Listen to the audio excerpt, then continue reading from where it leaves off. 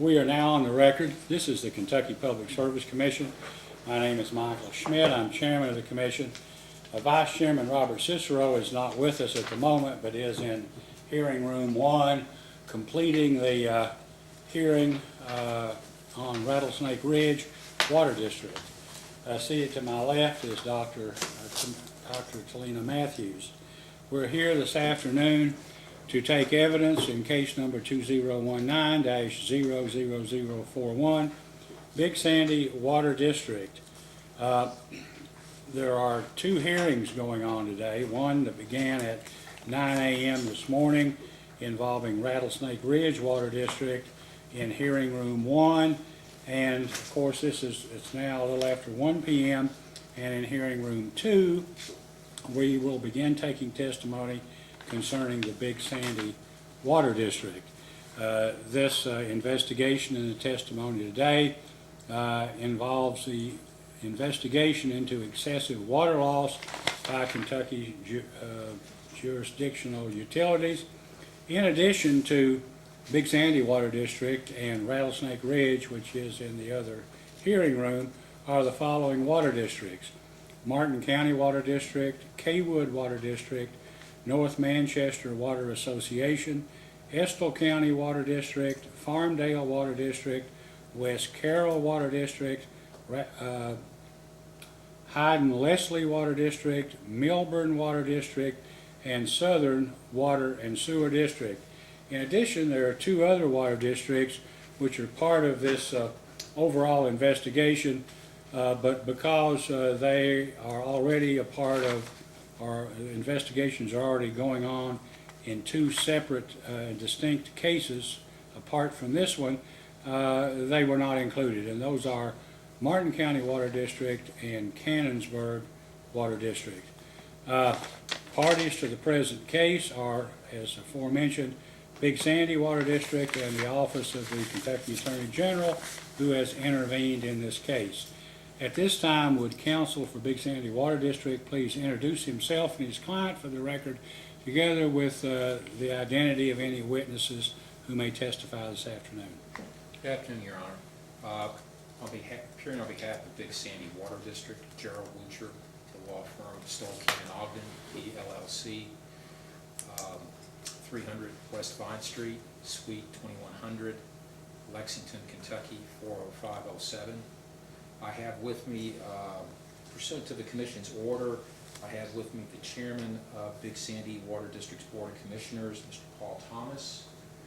I also have with me Mr. James Blanton, who is responsible and most knowledgeable person regarding the operations of Big Sandy's distribution system. I believe the order of July 1 specified Mr. McDaniels, the operations manager of the district, to appear, and in agreement with counsel for commission staff, we agreed that Mr. Blanton would appear in his place. Mr. Blanton has 31 years of experience with the Big Sandy Water District's distribution system and is more knowledgeable than Mr. McDaniel, who just was recently hired by the district.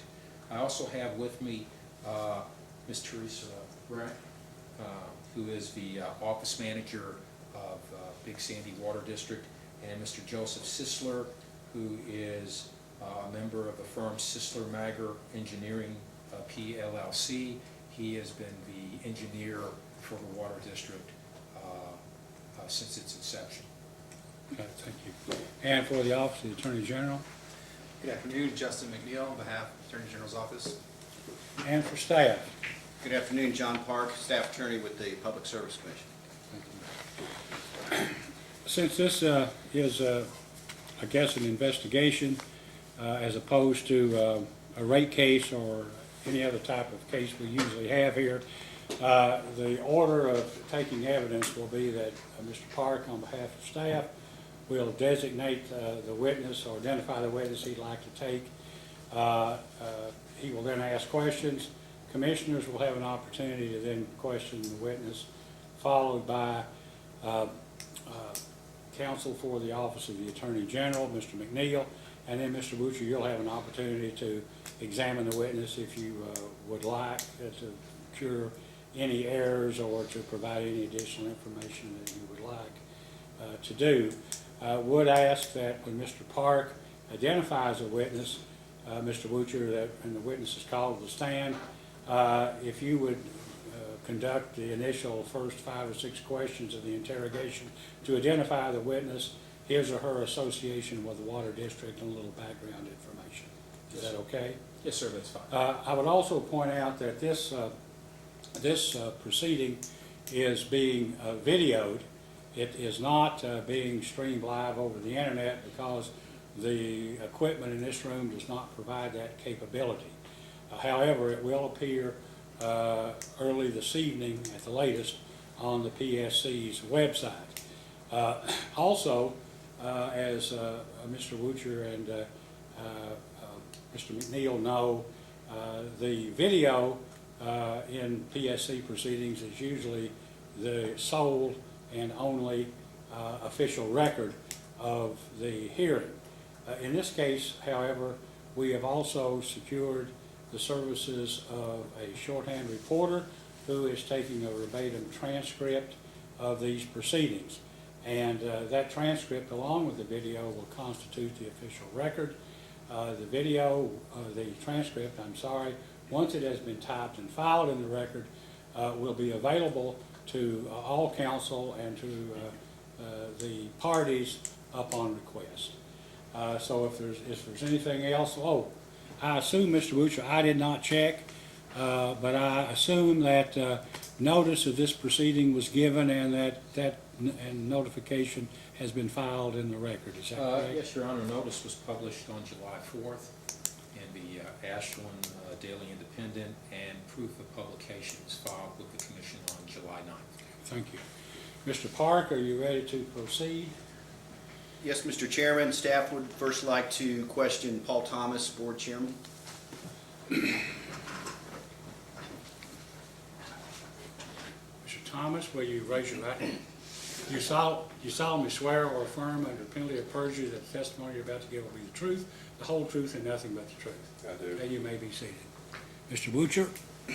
Thank you, Your Honor. Good afternoon, Mr. Thomas. Afternoon. Could you please state your name and business address for the Commission? Paul Thomas. I'm not sure what the address is. 20 Big Sandy Water District. Okay. Are you a member of currently a member of the Big Sandy Water District's Board of Commissioners? Yes, sir. And what is your position on the board? I'm chairman. How long have you been a member of the Board of Commissioners? I'm not sure exactly. It's somewhere between 81 and 82 is when I come on. Okay. Is it correct that the district was created around 1981? Yeah, it was, I come on about 2 or 3 years after it was created. So you've been there for pretty much the entire time that the district's been in operation? Yes. Okay. How long, when were you appointed as chairman of the commission? I'm not sure as when our previous chairman resigned, and it's probably 15, 16 years ago. Okay. Have you had an opportunity to, or what's your current occupation? Well, right now I'm retired. Okay, and prior to your retirement, what was your occupation? I was working for AK Steel. I was in the maintenance department. In the last 10 years, I was supervisor in the maintenance department. And how long has it been since you retired from AK Steel? I retired from AK in '94 and took early retirement. And I've worked several other jobs since then, but not in the length of time. Okay, and one final question for you. Have you had an opportunity to look over the responses that the Water District has submitted to the Public Service Commission in response to the Commission's order and staff's request for information? Yes, I looked over most of it. Okay. With that, I'll tender the witness for examination. Thank you. Mr. Park, questions? Yes, good afternoon, Mr. Thomas. Good. What counties does the district serve? Carter, Lawrence, and Boyd. And what roughly what percentage of customers of the districts is in each county? Roughly, I don't know, but the smallest percentage is in Carter County.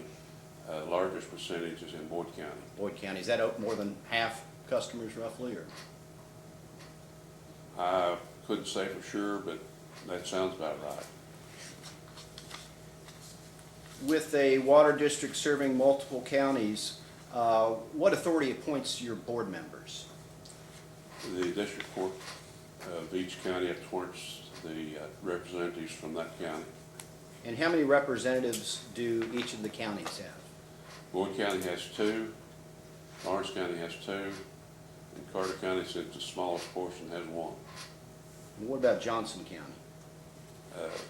We don't, what service we have in Johnson County is very short. Very minimal. Very minimal. And according to a letter from the Boyd County Attorney Daniel King III dated December 7, 2018, Boyd County Judge Executive Tower had appointed a commissioner to fill a vacancy created by the expiration of Mr. Larry Shockey's term, but county commissioners had not voted to confirm that appointment. And the Public Service Commission has opened case 2019-00187 to investigate the vacancy. Are you aware of this situation? Yes. Who did Judge Tower appoint, and why do you think he wasn't confirmed? He, Gerald Blanton was the man that he tried to appoint, and the magistrates did not go along with that one, so they voted it down. Do you know if that was for personal reasons, political reasons, or concern about his qualifications? I have no idea. Okay. And the letter from the county attorney says that Judge Tower was not reelected. Is that correct? That's correct. And who is the new judge or county judge executive? Boyd County. Cheney. Did you say Cheney. I don't know what his first name is. How closely are officials from the counties the district serves involved in the operations of the district? Not at all. How about in the management? No. Do they take an interest in, do they come to board meetings? Do county No. commissioners come? Do they have any input in selecting capital projects, infrastructure projects? No.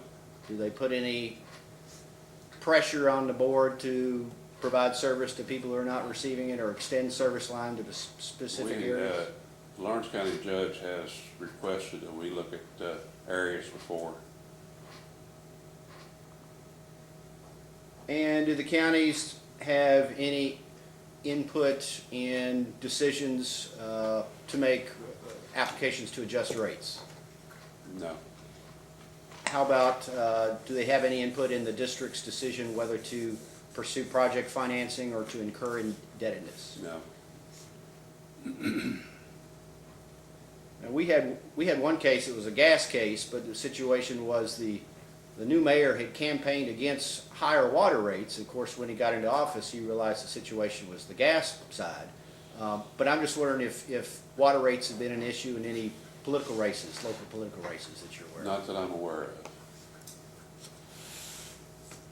And how many members currently serve on the board? There's 5 of us. There's 5 and 1 vacancy? Or Well- 4 and 1 vacancy? They call it a vacancy, but according to PSC rules, if he's not reappointed, he continues to serve until he is reappointed. So basically, we have 5. Okay. Who serves as treasurer of the district, and what is his background, or her background? It's Larry Shockey. He retired from Special Metals, so he's retired, has been for quite a few years. And he's the board member whose term expired and is No, continued? that's Larry Shockey's the one that term expired. Okay, and I'm sorry, what's the name of the treasurer? Charlie Shockey. Are they They're related? brothers. Okay. One represents Lawrence County and then Boyd County.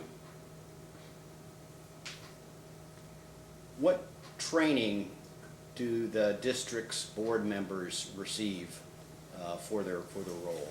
Well, we attend trainings of a minimum of 6 hours every year. Whether it's put on by GSC or whether it's Kentucky Rural Water, it just depends on who's available when it's presented. Does the district consider any additional training besides this minimum level for its commissioners? No.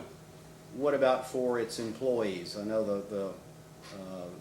what sort of training does the district provide for them?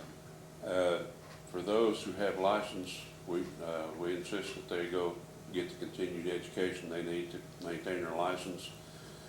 We encourage the others who do not have a license to train for it and study, and we've offered to send them, but no one has taken us up on it, and you can't force them in, so.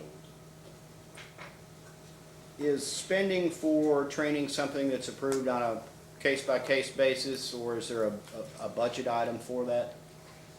I don't remember seeing a budget item on our thing, but that's something that we've encouraged. So if you're going to encourage it, you gotta pay for it. In your opinion, do the board members collectively have the necessary training and expertise and background to manage the district's finances, Yes. maintain its long-term viability? Yes.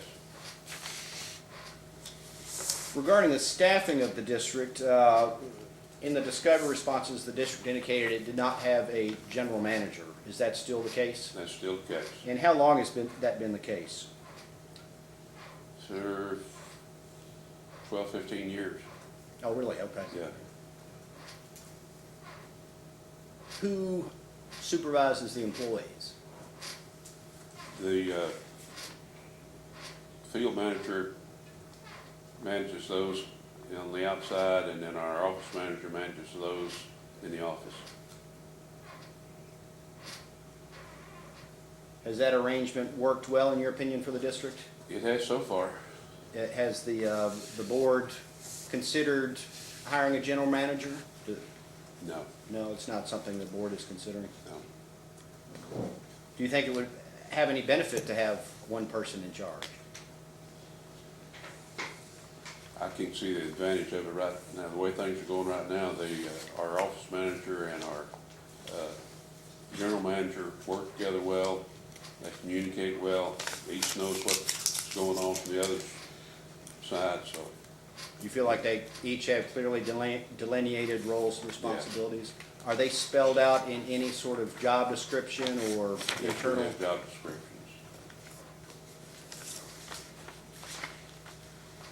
And where would these be? Would these be in a standalone document or a personnel manual or? I think they're in the personnel manual, but I'm not sure.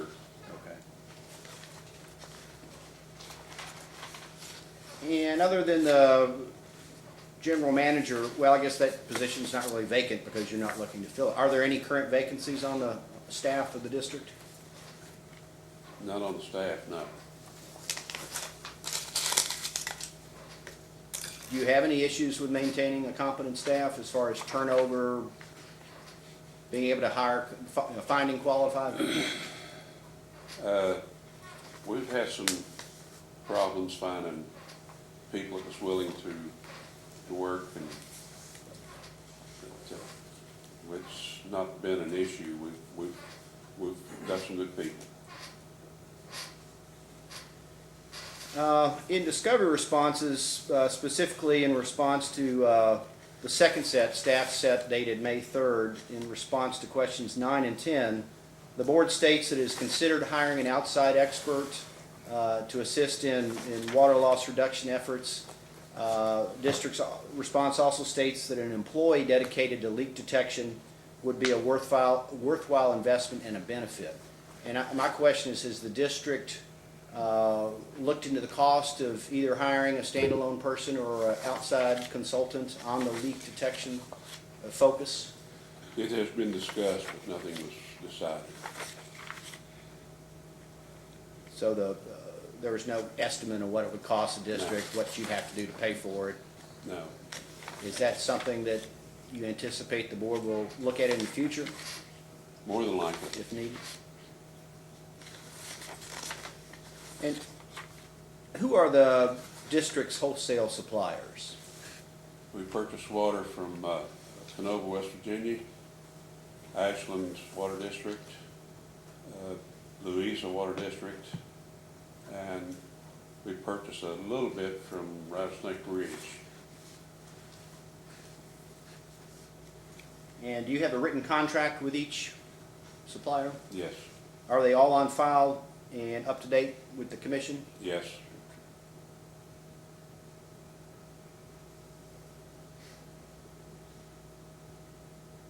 And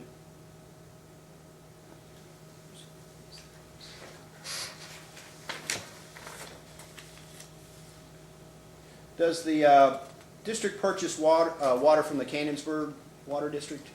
We have. It's not, the way we're set up, if we have a problem getting water to our Rush Hill tank, then we'll purchase water from Canonsburg.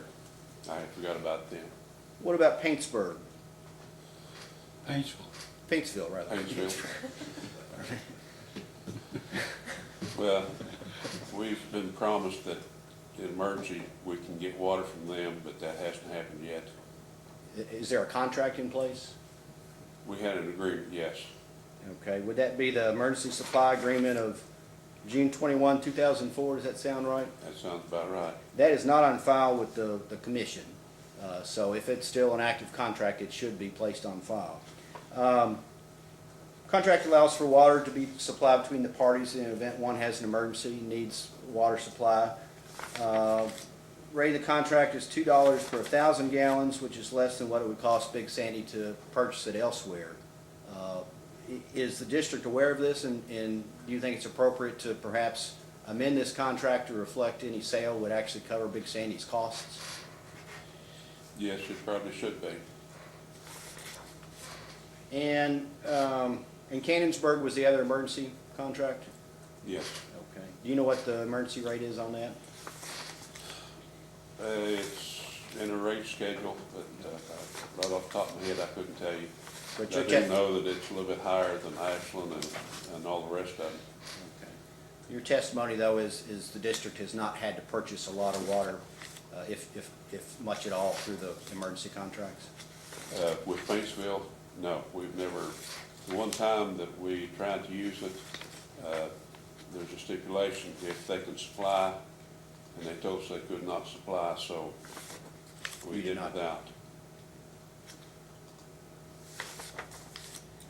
How are rates, wholesale prices set with the suppliers? Mutual agreement and PSCC rules. Who is your biggest supplier? It should be about equal between Canonsburg, or not Canonsburg, Ashland and Canova. Canova? Yeah. Is all the districts' distribution system connected? Yeah. Okay. Pretty well. And what about the master meters at the purchase points? In the past, there's been some issue of the suppliers providing results from testing those meters, is that correct? Ashland, when it comes time to test their master meter, they do not test it. They buy new internal parts and replace the internal meter, and they have never, to my knowledge, conveyed that meter that they removed was tested to see if it was within the specs or not. When the meter is rebuilt, if you will, is it tested at that point? I don't know. They never tell us what they do with their meter. The only thing they tell us is that they changed out the master meter and they've got a new meter in it that, Does the district have a right under its supply contract with Ashland to demand those test results? We've discussed that, and I don't think there is a provision in there to demand that, but there probably should be. And that's one of the changes that we feel like we need to make. May I ask a question? This is, can't recall, but has Ashland raised or attempted to raise its wholesale water rate to Big Sandy within the last 12 months? We have a water contract that expires, I'm not sure when it expires, but once that expires, the contract rate will go up. They have tried to raise Canonsburg's water district rates, which would flow over to us. And my understanding is that they did it arbitrarily without doing a rate study, and a suit was filed to try to get them to do a rate study to prove that this increase needed to be. And the last word I had from Ashland was everything's on hold. Yeah, they filed, I guess Canonsburg contested it, and it was a Yes. case before this commission. And at that point in time, also, the question was raised about the same meter. And just so you'll know, if that issue isn't resolved, perhaps you ought to consider contesting that rate, because at some point, we were told by a gentleman who considers himself an expert in some other case we had here a few weeks ago, and I assumed he's been employed by Ashland, that they were going to refile or basically try to raise their rates again. You might want to raise that issue, because we're going to deal with that meter problem once and for all when it comes through, because I think Canonsburg told us that they had asked and they had been refused any information about the accuracy of that meter, and obviously that's something that's not fair to you or Canonsburg. Okay, go ahead. What about the master meters at the purchase points with Kenova and Louisa? Are they tested regularly and They're records? tested regularly, and we get the results from those tests. And has there ever been an accuracy problem with those master meters? I couldn't tell you for sure. I don't look at those. Who would review, who would be responsible for reviewing those on behalf And that of? would be our manager, which at that time would be Jimmy Blanton.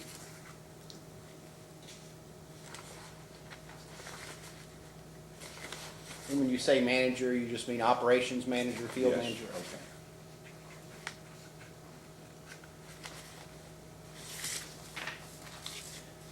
Could you describe in general terms the current financial condition of the district and how it has changed in the last 5 years? Expenses have gone up, and our bottom line has gone down. We've had some emergencies that has cost us money.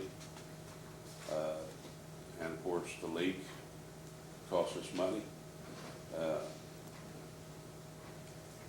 So our overall income has declined.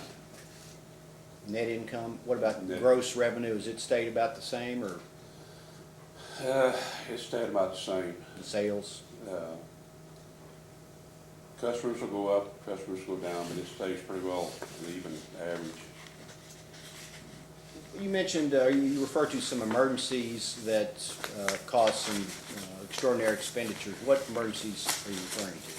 Well, the first one we had was the river crossing. We lost one of the lines coming across from Canova, feeds us, so we had to have another line installed so we could get enough water to keep our customers going, and that was a big expense that we had to pay out of our pocket.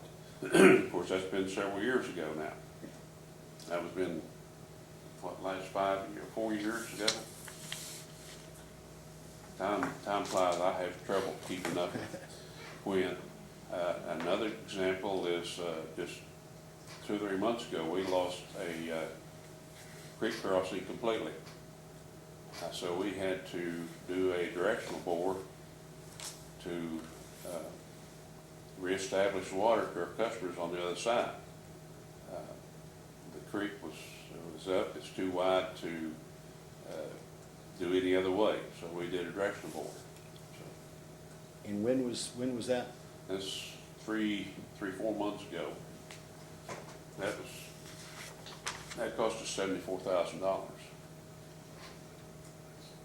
In addition to the, If I remember correct. the emergency, are there any other emergencies or events that you constitute emergencies? We've had a pump station that was deteriorating on us that we had to redo. And we've had several, nothing, I won't say big, but we've had a lot of things that we've lost pumps, we've lost motors, we've lost Toshiba drives, and they're not cheap either, but you have to have them. In addition to these emergency events or emergency expenditures and the cost of lost water, are there any other things contributing to the increase in expenses over the last 5 years? Any major categories? No major categories that I remember right now. What is the process for the district to prepare an annual budget? Our secretary, office manager, goes through the spreadsheets for the previous year, and she adds them all up. If anything has changed greatly, she will note that increase, but usually she puts I think it's a 5% increase on each line item, unless it is something that it has reached out and bid us before, and she'll increase it even more.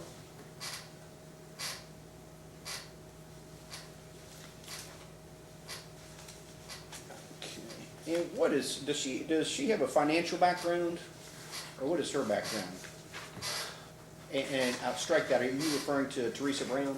Yes, And does she have a financial background that you're aware of? I don't know. I never pried into her background. She was hard, I don't know how many years she has been there, but 12, 14 years as the financial. Okay. So,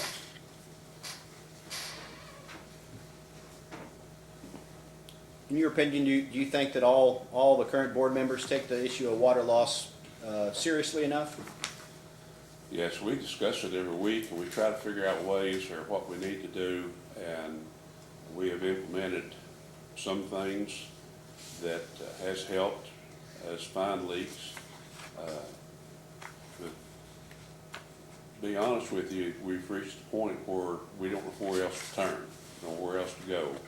We've put in valves, we've put in bypass meters. The guys have gone out at night, sounding valves. If there's a snow on, they walk the lines to see if there's any places where the snow is melted, because if it is, we know that the water's coming up. They've walked the lines, and other times looking for leaks. But if the leak doesn't come to the top of the ground, you can't find it. And the topography of our area, a lot of times the leaks go down instead of coming up.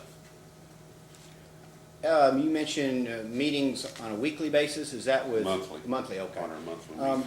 The district did file on July 15 minutes of board meeting minutes, and just had a chance to go through there quickly, and there does seem to be, every month, there's some reference to a review and discussion of the water loss report. Yeah.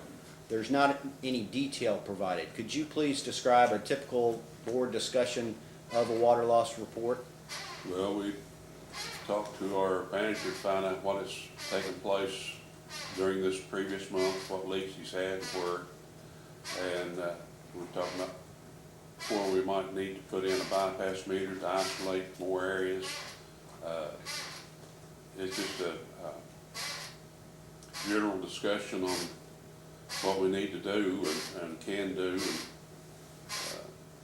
sometimes there's things that come out of it that is implemented by our manager. Other times, we just have to throw up our hands because we don't know what to do. Is this where potential long-term solutions would be discussed, or is there some sort of more of a strategic Both. plan? Both. Okay. One thing that we've discussed and we're hoping will make a difference is the replacement of the Blue Max. which I'm We will sure get you- into that, yes. Can you describe how the water loss impacts the district financially? Well, if we don't have the money coming in, we can't buy the things we need to keep it going.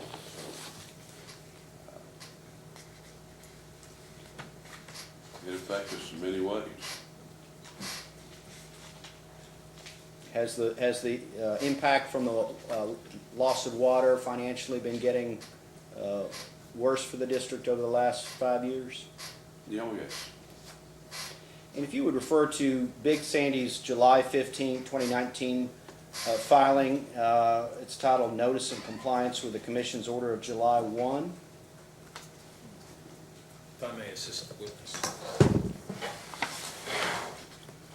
Specifically, I got to refer to tab 3.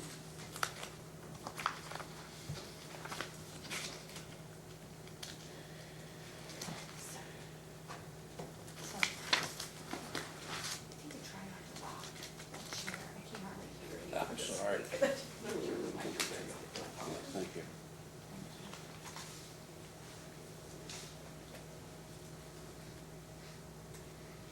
All right, and this document is called Determination of Excessive Water Loss Cost, and indicates that the cost to the district of lost water in excess of that 15% threshold is $328,000, $328,351.98.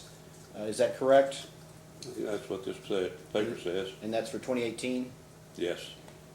On the right side of the document, right column, there is one line for average cost of water per 1,000 gallons is $2.85. Do you see that? Mm-hmm. Since the district purchases from multiple suppliers with multiple purchase prices, do you know how that was calculated? No, I don't. I assume that she took the average of, Well, that would have been Ms. Brown? yes. Okay. Took the, oh, well, we won't speculate, well, Yeah. okay. In discovery responses in this case, the district stated that it doesn't have either a water loss detection plan or a water loss reduction plan. Is that still the case? Or is the board considering a formal plan of any sort? We don't have a formal plan, no, but we've discussed various ways, various things we can do. We've purchased more valves. We've purchased 50 more valves, which is another one of those expenses that we've put out. We've got 23 of them in the ground. Some of them will have bypass meters. Others are just to isolate so that we can isolate a branch, say, no, the leak's not down this branch, it must be over here. So we're not, contrary to what some people may think, we're not sitting here doing nothing. Do you think it would be, would it fair to, well, strike that. Do you think it would be any benefit for the district to formalize its plan and set priorities and metrics to track to see how the board is progressing to address the problem? Well, we have set priorities. We've told our manager we need to get those valves, and the remainder of the valves in the ground as soon as we can. But between leaks and other things, sometimes they just don't have time to do anything. So it's reactive to the problem that comes Yeah. up that day. Yeah. When you've got a line break, first thing you gotta do is go fix it. Restore service. Or restore services, get that customer back in water, stop what water loss is being created there. And when you do that, then what you had planned to do that day is set aside. Is there any board member or staff member that is sort of the designated point on the district's effort to reduce water?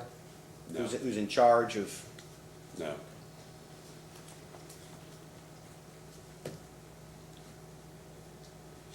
The district's last rate case, or last case that was not a purchase water adjustment, was an ARF case in 2012, case number 2012-00152.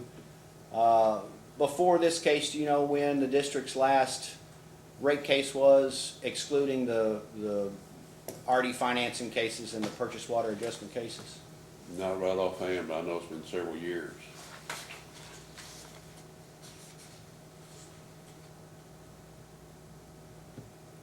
Is there a process the board follows to decide when it is necessary to seek an adjustment of rates? I don't say this is a policy or we just, More of a practice? more of a practice, yeah. What is that practice? And we look at income and where we're going and try to figure out if we need to raise the rates. But usually we're in a project which automatically raises our rates at the end of the project, and that has been sufficient so far. Having rate adjustments through these financing projects? Yes. The one rate case that you talked about was, we went a spell without any projects, so we had to do something. We were losing money, and that was the only way we could come up with getting money, was to do a rate study. Do you find the rates that come out, these adjusted rates that come out of these financing proceedings, are they sufficient to cover not only the debt service, but to fund your depreciation reserve account and cover all the expenses associated with that project? They have so far, And how do you know that? just past history. It's something the board tracks on a project basis to make sure it's paying for Yeah. itself?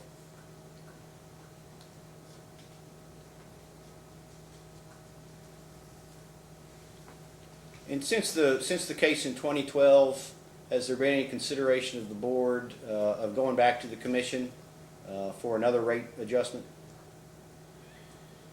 No, because we're in a project right now that will be a rate increase within the next few months. And we'll get into that project, but is there any firm timeline for getting in here, or is that dependent on when the financing application is considered? Applications, my understanding is that application's already been sent to Atlanta. Okay, and so it's basically the board is waiting to hear on that before it Yes. goes back, waiting for the agreement. Yes. Big Sandy has two divisions with differing rates. Is that correct? Yes. Does the district have any plans for consolidating those rates at any point? So when you say two different rates, you're talking about commercial and It was my residential? understanding there were two separate sections of the system that had different rates. Is that? I guess it's the Overland development? Overland. Okay. That has been fully absorbed, and they're now at our current rate. They're at the current rates now? Yes. Okay. Does the board have a process or a practice it goes through before it incurs debt? Yes, we discuss it and decide whether we need to do it or not, and if so, why, and vote on it. And is the board aware that it's required to get commission approval for any debt more than 2 years? Yes. Okay. Sorry. And I mentioned that because we did note in the fiscal year 2017 audit, which was provided with a response to question 41 of the first set of discovery, there's a reference to a purchase of a Kubota excavator for $59,970 on a loan for payments over a 48-month period. Yes. So we did, was the commission approval obtained to incur that debt? I'm not sure.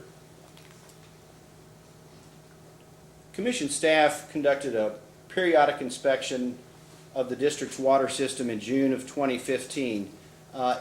When commission staff comes and does an inspection of the system, is that something that is made known to the board and the results discussed with the board? Yes. And in its staff report dated October 8, 2015, staff cited the district for not testing meters at the required intervals. In its response dated November 20, 2015, the district states that since the inspection, it had hired additional employees and had changed out 200 meters, and that it lacked the funds to purchase all new meters and said test the meters after it pulls them out. What have the tests of the meters that have been pulled out revealed about the average accuracy? Have any errors either way been identified in trends? I don't know.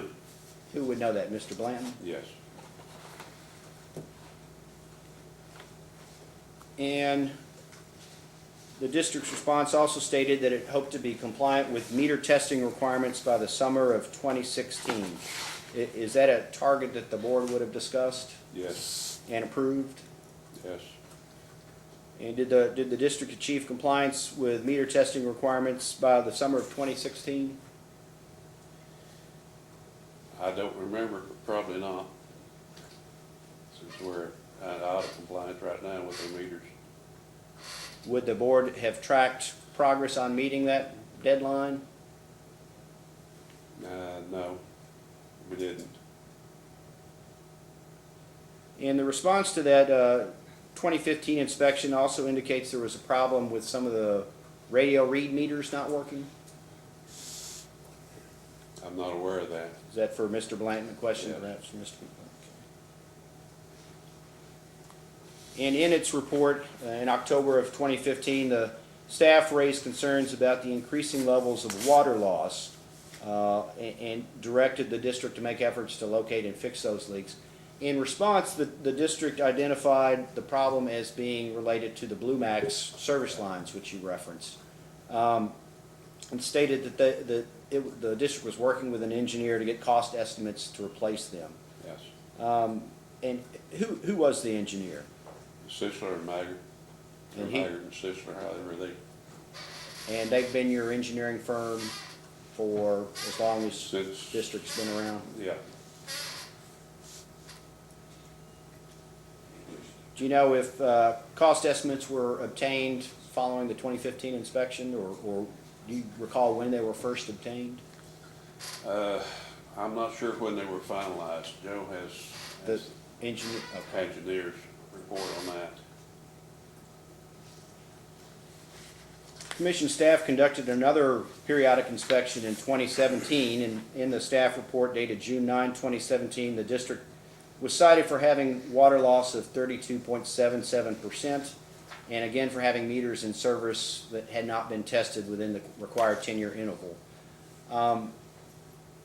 Again, the district stated that the board had authorized, in its response of July 7, 2017, that the board had authorized the replacement of the Blue Max service lines, but it was uncertain when this would be done.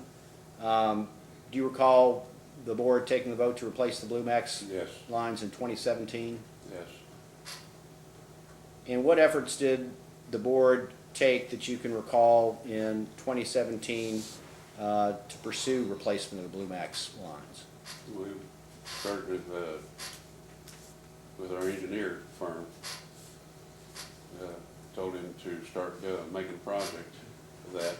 To replace those service Yeah, lines? because we knew that it was not going to be something that we could pay for out of general fund.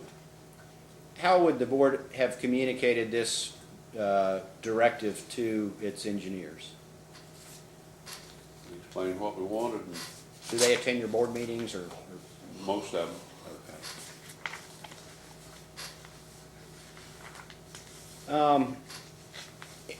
Staff also, after it received the district's response dated July 7th, staff directed the district to provide a timeline for replacing the lines and bringing the meters into compliance.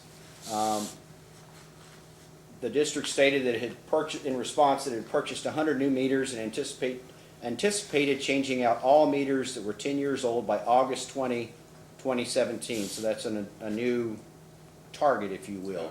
Do you recall the board considering that? I remember us purchasing the meters, yes. Do you recall the revised target date of August 2017 to bring the meters into No, I compliance? don't. That's beyond my memory. Okay. And would Mr. Blanton have been the individual responsible for dealing with commission staff on these inspection issues? Yes, Would he have been the person responsible for preparing the district's official response? yes.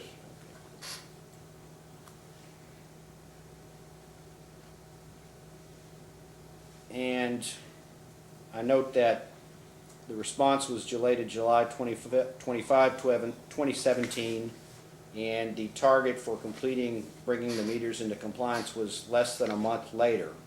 Do you think that's a realistic time period for the meters, for the district to have given I staff? don't know how many meters was out of compliance. so- Okay.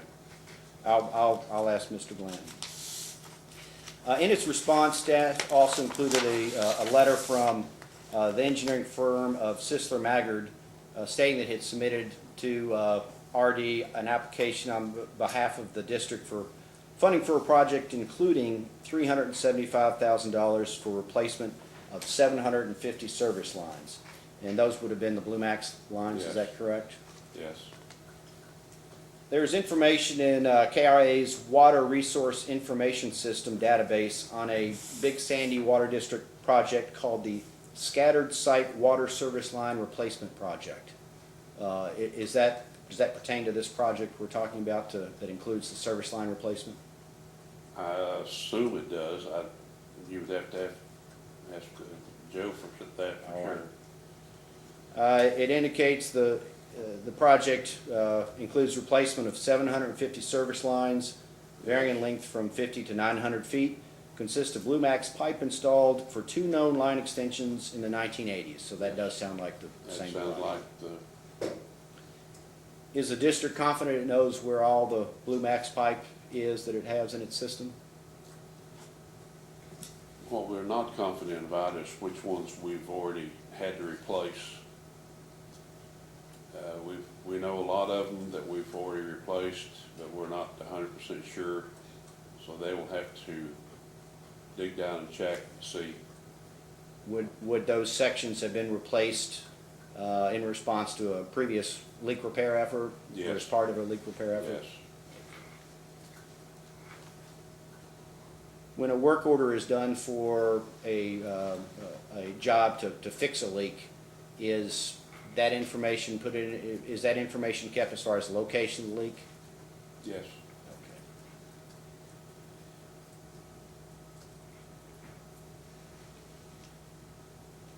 And there's a project description on the WRS database which states for this project, it is crucial that the district conserve as much water as possible for conservation and economics of purchasing water that is bought and never consumed. During drought events such as the area water shortage in the winter of 2015, high water loss taxes all the supplies. Also, by reducing water loss in the distribution system, the district can provide customers with safe drinking water at affordable rates. Do you agree with this statement? Yeah, Have you ever heard it before? yes. And do you know who drafted it? I think that Bob McLaughlin drafted it. And who is he? He was at that time probably the chairman of the board, and then he changed from chairman of the board to general manager General manager of, of the Big Sandy Water District. I'm sorry, I'm confused. Could you state this individual's name again? Bob McLaughlin, And when was he chairman? he was chairman when I come on the board. That was in early 80s. Okay. I was referring, what I read was in the project description for this current project that's being Okay. under discussion. Well, I know that we've got a policy. I knew it didn't sound exactly the same as he had wrote for when dry times and so forth. Because I kept waiting for you to say something about car washes. You didn't. But it sounded familiar. You think perhaps it might be from a water shortage plan or? Yeah, Okay. We've got a water, or had, I don't know where it's at now, but a water shortage plan in case of prolonged drought. People are notified not to water their lawns, and car washes are shut down, and things like that. According to the cost estimate provided by the engineering firm and WRS data, total project financing is $2,220,000. How does that break down in terms of a grant versus loan? I can't give you the exact figures, Joe could. Okay, I think it's what, 700 and, I'm thinking 750-some thousand grant money. And it, but don't quote me on that, okay, subject to check. yeah. The estimate states that it includes an applicant cash contribution of $88,000. Are you familiar with the requirement that there be an applicant contribution? Yes, And what would be the source to make this contribution? we've already made it. Engineering fees, the stream project, that was part of that, so we've already paid for it. The stream project that you had to do on an emergency basis was Yes. going to be part of this, That was $74,000. and that's considered part of your applicant contribution? Well, that and other stuff that we have bought, at the, when it's all said and done, there's several things that we've paid for that we'll be reimbursed for. And Joe has the exact figures on what that'll be. I've got a number in my head, but I hesitate to throw it out. And of the total amount in the cost estimate, $500,000 is committed to water loss improvements. Looks like $236,000 for pump station upgrades and relocation, $700,000 for tank maintenance, and $224,000 for an office building. And how are these projects selected? Well, you know how the Blue Max come out? Yes, sir. The stream crossings was selected because we have problems every time it storms. They were subject to lose and have lost stream crossings. We want to put in some more master meters on, so that we can isolate our areas down to smaller areas for leak detection. Part of that is the valves that we've already purchased that we've already been able to install 22 of them. There were several other things that was thrown into that package. I'm thinking that in Joe's engineering report that was all addressed and spelled out.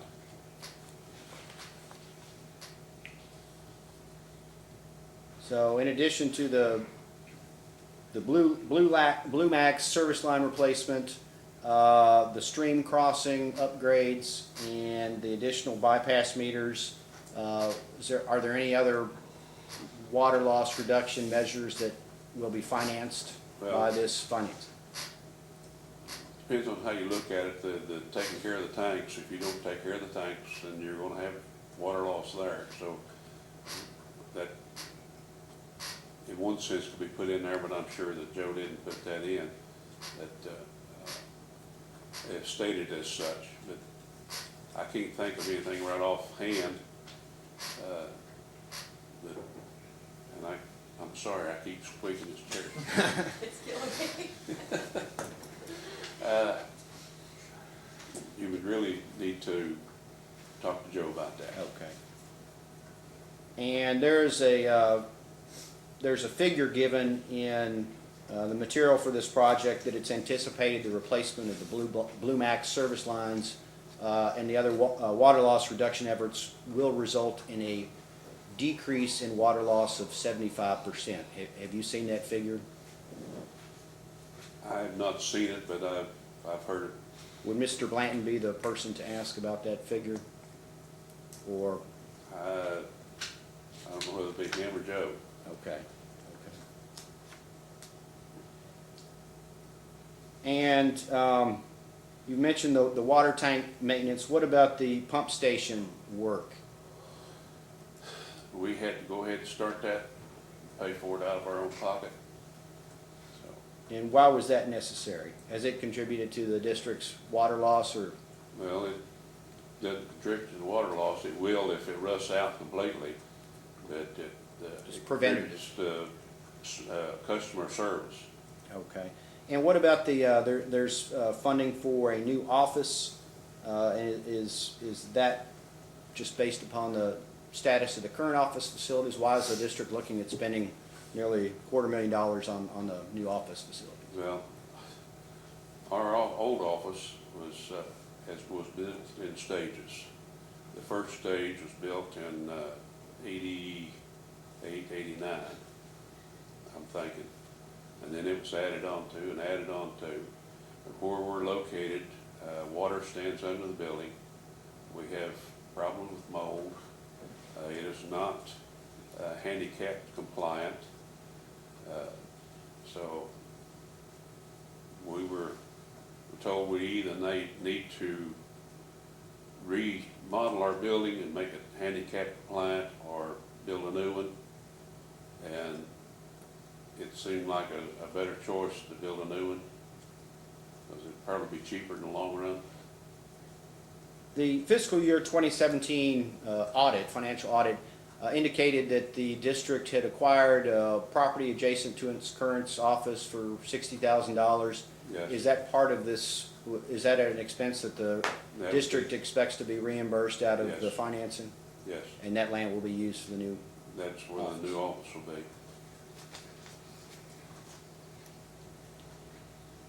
As far as the water prevention measures that are included in this project, does the district perform, or is one performed on its behalf, a cost-benefit analysis of these projects to make sure they're going to make sense financially for the district? If that's done, Joe does it. Okay. If the project is only partially funded, I know you put in your application for what you hope to get, but you might not get it all. How would the district prioritize these projects? Well, the leak would be number one. The Blue Max Blue replacement? Max replacement would be number one. Stream crossings would be number two. Tank repair would be number three. The last one, the one that would go if we had to cut something, would be the office building.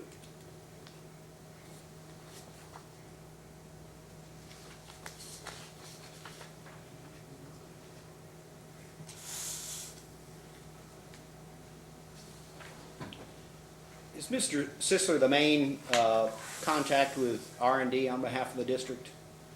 Yes. And does anyone else on the district's board have a role in discussions with R&D? Usually not. Okay. Do you know who at R&D Mr. Sisler deals with? I'll think of his name here in a minute.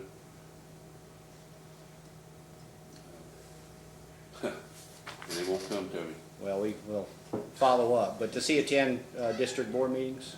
No. Okay.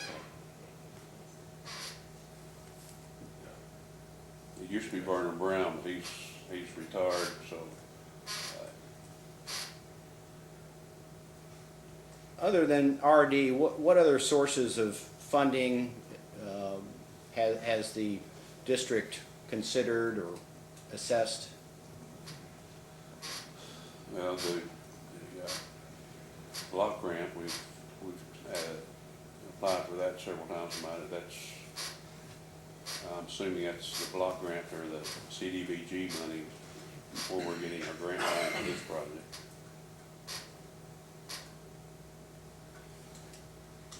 And if you could refer to the district's response to question 2 of the second set of discovery requests, those are staff's requests dated May 3. And again, that's the response to question 2.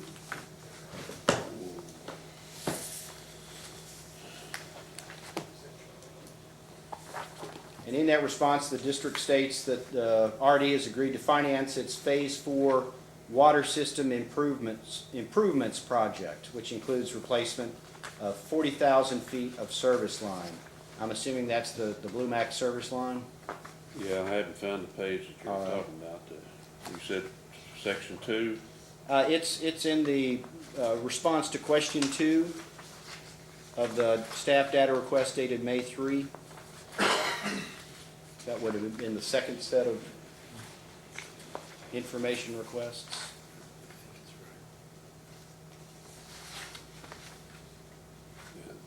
Yeah, that's not what he read. Is it question 2 for Yes, sir. the second, the May 3rd request? That is correct. No, that is. That is. And this refers to it refers to the Phase 4 Water System Improvement Project, which includes replacement of 43,000 feet of service line. Is that the same project we've been talking about, or does Yes. Big Sandy has only one pending project It involving only has service line? one, yes. Um, Excuse me, Mr. Park, the response refers to phase 5, Phase 5, did I say phase? phase 4. Phase 4, I apologize. Is there a Phase 6 being contemplated? Not at this time. And what was Phase 4?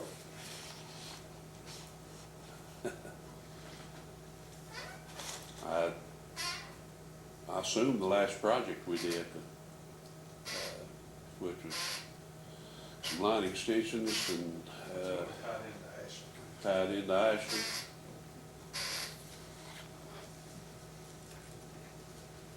Is there a comprehensive plan that all these phases are part of? Or are they developed just as the district goes forward? Developed as the district goes forward. The Phase 4 was developed because PSC said we need to be tied in with other sources of water. So our other source of water at that time was Ashland. So we started that project.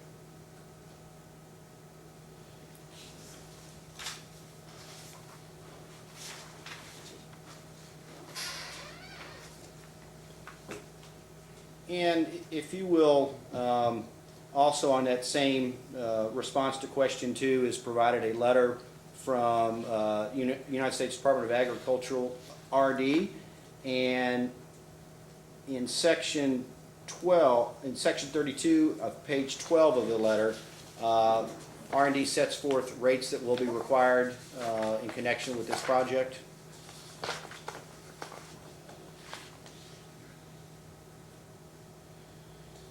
You say section 12? I'm sorry, section 32, which is on page 12. Oh, okay. Sorry.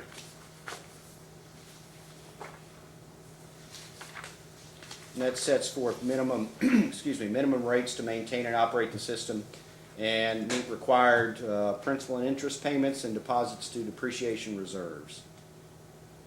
Yes, that's it.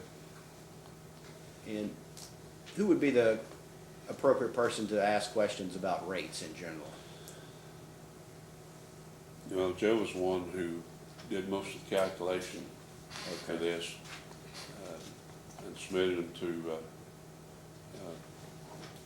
RD. Okay.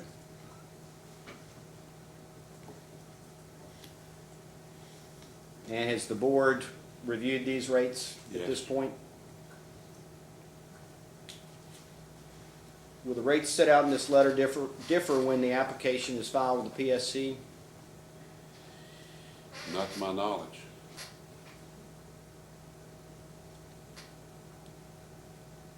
And subject to check, would you agree that the rates in this letter are an approximate increase of 5%? Yes. Is that something the board has That's looked what at? the board has discussed.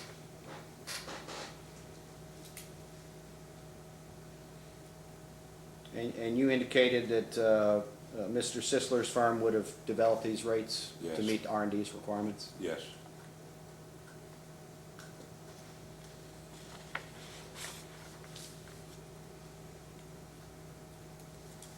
Staff again inspected the district in May of 2018, and in its staff report dated June 4, 2018, again cited the district for having meters in service for more than 10 years, as well as for excessive water loss.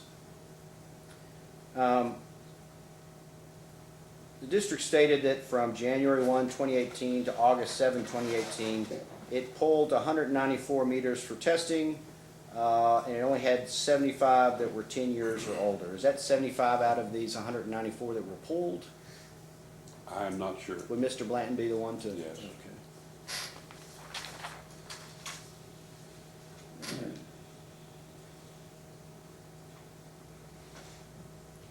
And if you would refer to response to question number 3 of the same information request, so it's just the next one. And in the response to question 3, the district states that it's the top 3 obstacles to preventing progress toward reducing water are aging infrastructure, lack of flow valves to isolate leaks, and lack of leak detection training. Now, as far as addressing the problem with aging infrastructure, are any measures being considered beyond the ones we've discussed that are part of this financing project? No, but our rates, when it was, let me have to think how to say this. When a rate structure was put together, it included a section on infrastructure improvement. So we do have a fund that's be setting money aside to do that, And that's kept in a separate account Yes. and tracked. track separate. Other than the Blue Max, the projects that are covered in this project, which we've discussed, what are the district's other most pressing infrastructure needs?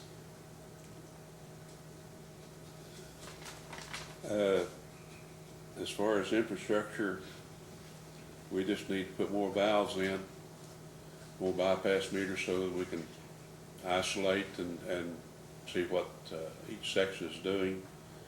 The lack of training, most of our guys know what we need is new, fresh ideas. We've had circuit rider from Kentucky Real Water come up and You've had who come up? circuit rider.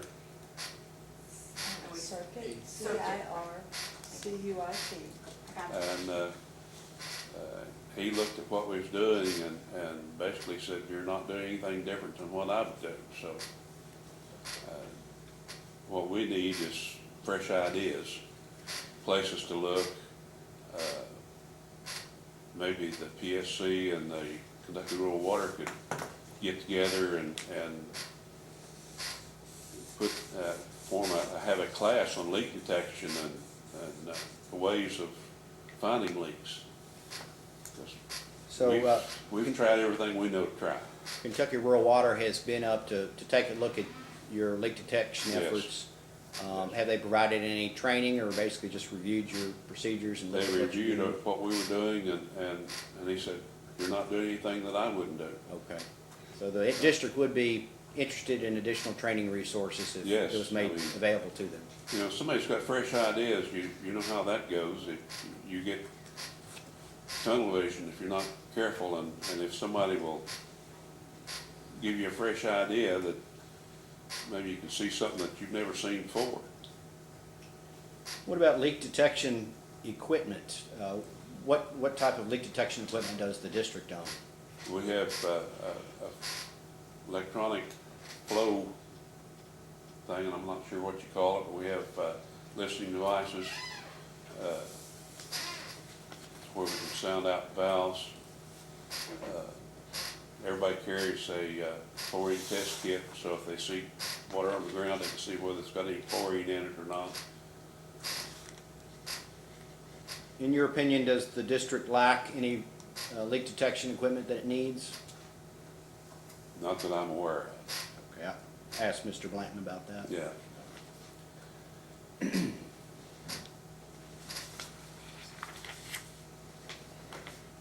And are you familiar with the district's policy when there is a leak on the customer side of the meter? When we find it, whether it be through visual or through meter readings, we notify the customer that they have a leak on their side. And are you aware that the district's tariff has a special provision pertaining to a leak adjustments? Yes. And are you comfortable testifying about that, or is another witness more appropriate? Well, I've never done it. I know basically the steps. And what are the steps, as you understand? They look at the previous 3 months' readings of that customer and average them out, and they pay the same rate that they would for that, whatever that amount is. Any excess, they're charged at a reduced rate. Do you know what that reduced rate is? No, I don't. Okay. Would Ms. Brown be the appropriate person to? Yes.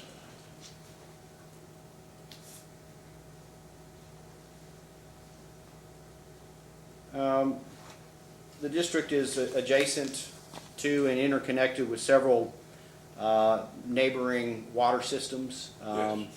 Louisa, Ashland, Paintsville, Cannonsburg, Rattlesnake Ridge.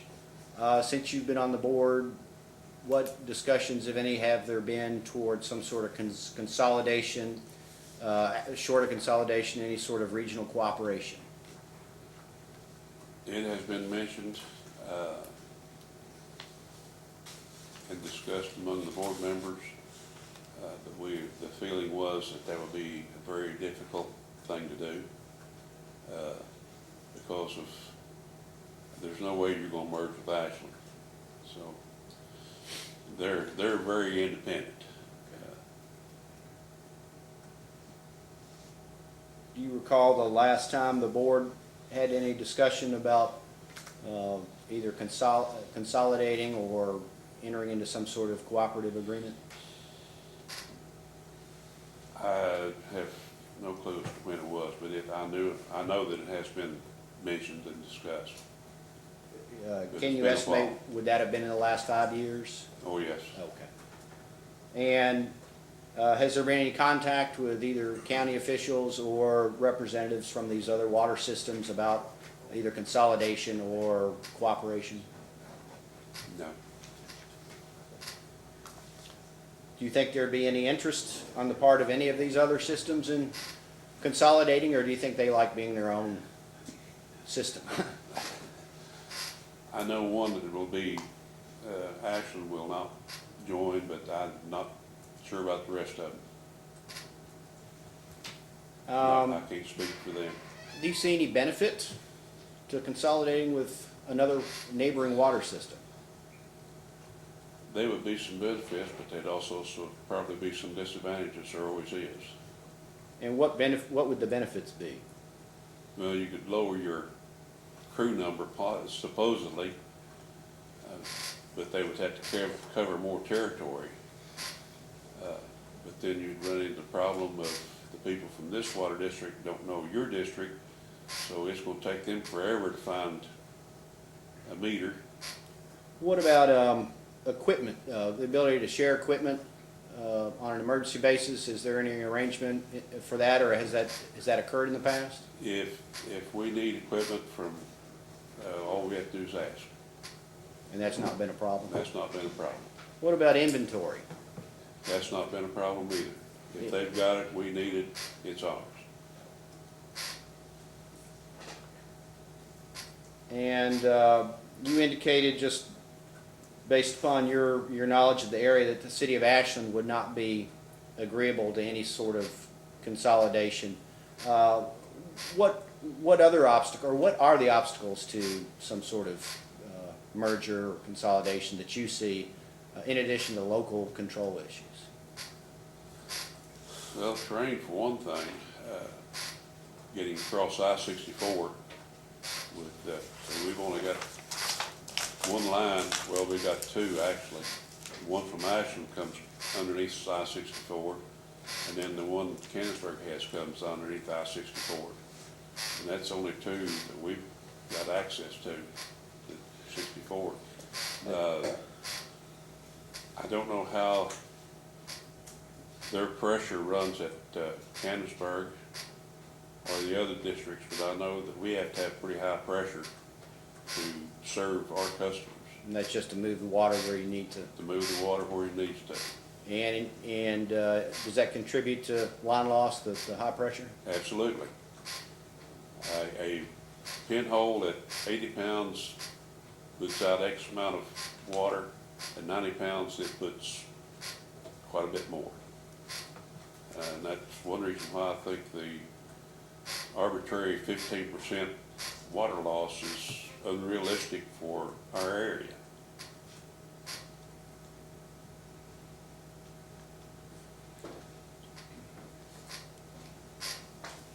I have no further questions. Commissioner Matthews, questions? I have a few, Mr. Thompson.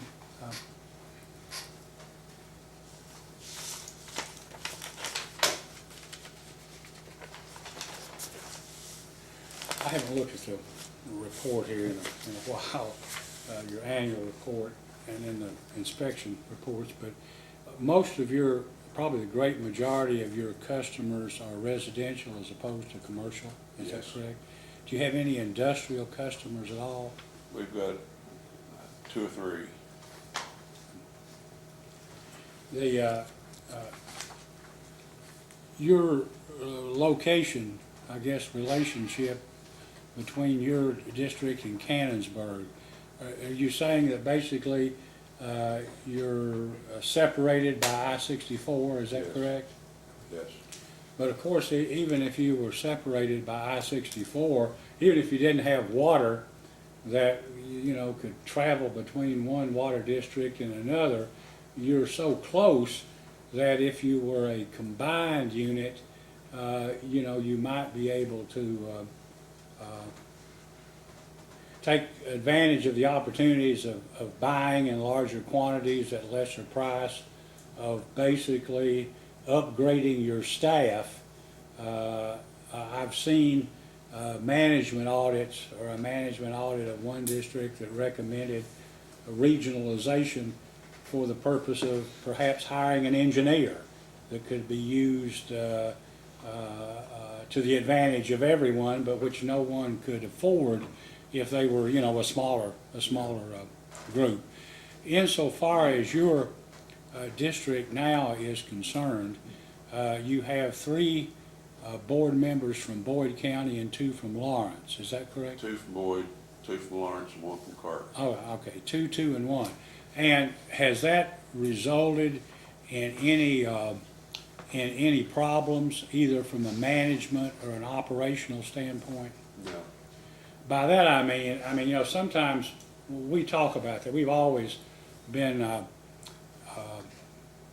if not advocating consolidation, at least asking people to consult about it. And one of the things we always hear is, as well, you know, those people in that county or we can't consolidate with the town because they won't treat us right. You know, they're one thing and we're another.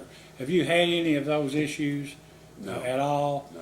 I know from not since I started practicing law, but for many years before that, Lawrence County and Boyd County had the same judicial circuit. Many of the families are the same. Yeah. People in Lawrence County do more shopping in Ashland than they do in Louisa. Yeah. And wouldn't you agree with that? Yes, we would. So I mean, I just wonder, you all get along pretty well, and it hasn't interfered with the operation of your utility at all, probably. No, no, it hadn't. And in terms of Boyd County and Carter County, they're also real close, aren't they? Yeah. And I'll bet you that at least, probably still now, but when AK Steel was running and even now at the Marathon Refinery, that probably most people in Carter County work in Boyd or Greenup or somewhere at, Oh, yes. at Chessie Systems or something at the railroad Yes. in Russell, right? So I mean, you're in a position where there ought not be the jealousies or the basically the what I consider ignorant nativism that many people in eastern Kentucky unfortunately are afflicted with. So I mean that wouldn't be an issue probably.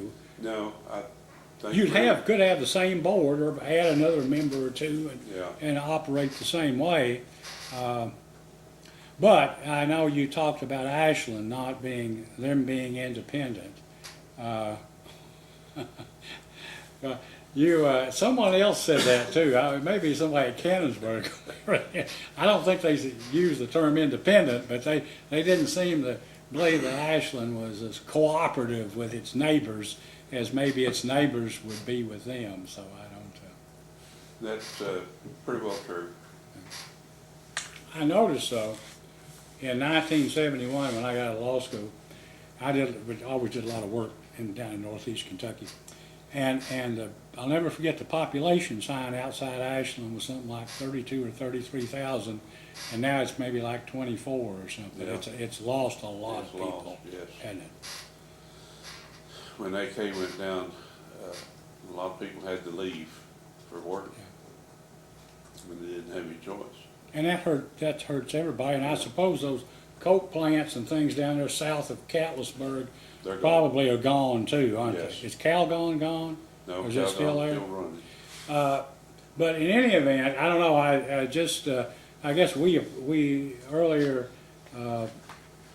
this morning in talking with Rattlesnake Ridge, we raised the same kind of issues that, you know, with the size of your districts, you know, over time, if you considered consolidation, you know, you could have 15 to 20,000 customers in Yeah. one district, and you'd probably be bigger than Ashland in terms of actually customers served. But in any event, I'm glad to hear that you don't have any predisposition against it, and largely because your counties are working cooperative anyway. And we work together. It's just, you know, they're separate entities. And I'll be honest with you, I've expected PSC to come down and say, you need to, Well, Merge. we've got a merger proceeding going, but we usually don't do that unless it's, you know, there's a crisis yeah, some way. But in any event, I mean, you know, you all are neighbors, and yeah, you ought to, you know, if you get a chance to think about it, when you're talking about, well, it's harder for us to spread our costs over more people. I know your rates are not abnormally high. Rattlesnake Ridge is the second or third highest rates in the state, and they've told us earlier they've got to go out and borrow more money. And just as an example, a month ago, 3 weeks ago, we had a rate increase here for Kentucky American Water Company, and they have maybe 130,000 customers, but they've been out buying little distressed rural areas. Eastern Rockcastle Water Association, one of the others, what, Middletown or whatever. Anyway, what happened was both of these little ones that they purchased a few years ago had their water rates for 4,000 gallons were like $48. And as a result of that purchase, we've allowed you know, a unified tariff, and when that was spread across, their water rates for these rural areas were reduced by $20 a month. So they went from like 48 to 28. And so, I mean, there are, as people say, well, a lot of people say we don't want to investor-owned utility or whatever. They all have to come here to get the, you know, approval of the rates anyway. But there's no reason why probably you all might not be able to do the same sort of thing. Maybe not for you, but for Rattlesnake. You don't want to hear that. But your people might have to pay a little more to save Carter County. In any event, moving on. In terms of your management, apparently for a lot of years you haven't had a general manager, but you've had somebody operating the outside, right, in the field, and then another person in the office, Yes. correct? Yes. And how many office employees do you have? 3, And so who runs the office? Who's the person? Teresa. Okay. And then on the outside is who, Mr. Blanton? Or, No, it's, you asked me too quick. Randy, McDaniels. it was Mr. Blanton, is that Yes. right? Well, I guess is there a reason why you haven't had one general manager operating the entire system, or did it just happen to develop that way? It just happened to develop that way. Does the Teresa, insofar as inside employees or office employees, does she have the authority to hire people or to terminate people? Yes, And the gentleman, Mr. Blanton, when he was there, I guess, and the present outside supervisor, field supervisor, did they have the ability to hire and fire? yes. Does the board or do the commissioners then have to approve the hiring or the firing? We tell them that they need to hire somebody, and then it's left up to them to go through the hiring process and bring someone on. Okay. If someone needs to be fired for just cause, they go ahead and do it. Okay. So, Is there any kind of appeal to the commission? I mean, you had somebody come and say, well, they done me wrong or whatever? we haven't had one yet. Okay. But fortunately, we haven't had that many people that we've had to terminate either, so. Have you been able to keep personnel that you wanted, qualified people, without them, going somewhere Yeah. else to another utility for a better pay? We lost one to another utility for better pay, but that was the only one. So, yeah, Were they able to stay locally in your area, or did they have to go? they had to go to Huntington. They got a job with American Water. Does American Water provide water service to Huntington? Yes, I think they do to Charleston. I didn't know about yeah, that. they do Huntington too. Now, a question was asked, and we've been trying to ask all the utilities to get an idea about what their pay scale is for people, and it's not, it's all over the board. You all didn't respond to yours, because our question was, how much do you pay your general manager? And the answer was, we don't have a general manager. So let me ask you, on your field supervisor position that Mr. Blanton held, can you tell me how much, what the annual salary or the hourly rate is for that position? I can't tell you the salary, because we pay him by the hour. He gets overtime if he's out there. Time and a half, if it's. Yeah, over. time and a half, but his base salary when he hired on was $42,000. Okay. But that was basically paid, that was either on a salary basis or an hourly rate. At that time, it was salary. We've since changed him over to hourly, and because a lot of times you'll get called out, Sure. and we didn't feel like it was fair to not pay for being called out at all hours, day and night. You know how that goes. Do you know what the hourly rate is at this time? No, it don't. Approximately, or do you? Teresa would Teresa will probably know, because she writes the checks, right? She writes the checks. Okay, all right. Well, do you know what Teresa makes? No, I don't. Okay, all right, thank you. So can I ask a quick question? Sure. So that 22,000 is his annual salary at straight time? 42,000. 42,000, thank you. Well, yeah, I thought you said 22. I said it was awful low. I was saying, man, that's really getting a steal there. We'd like to pay that if they'd stay, but I'm sure they would not. Okay, thank you for clarifying. Oh, we're talking about a Mexican without a green card or something, right? I'll be called a racist now.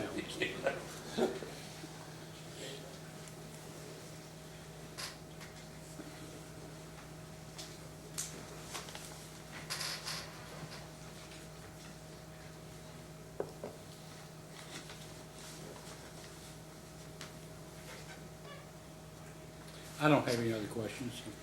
Mr. Cicero, you have any questions? Or we can wait till after everybody else gets finished. Maybe I'll have something. Okay. Mr. Neal? Yes, I have a few, thank you.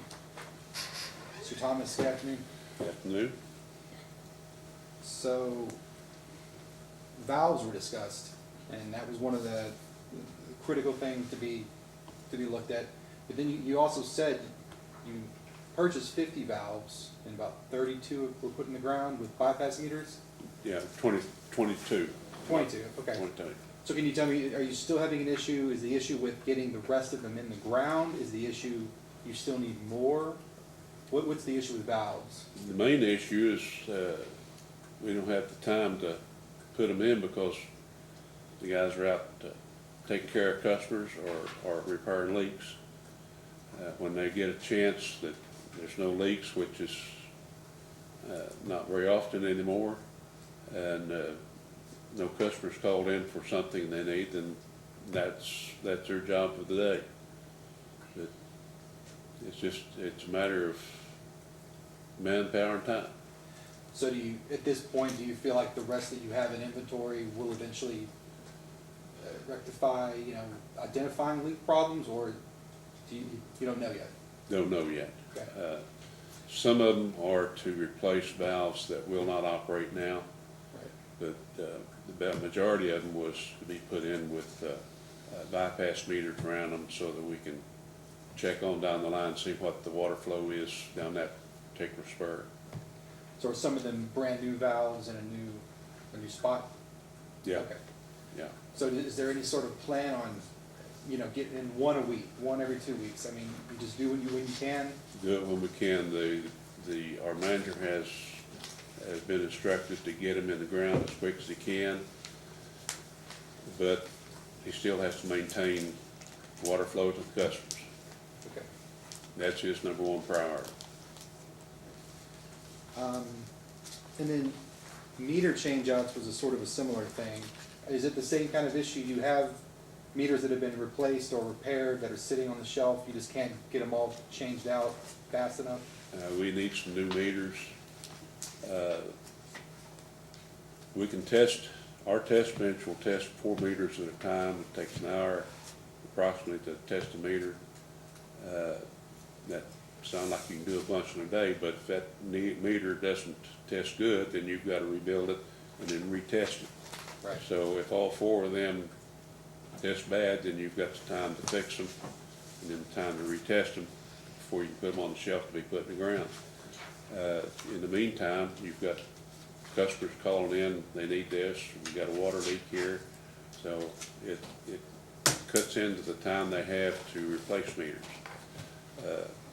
The solution would be to buy a bunch of new meters, but to buy that many, we're looking at $450,000.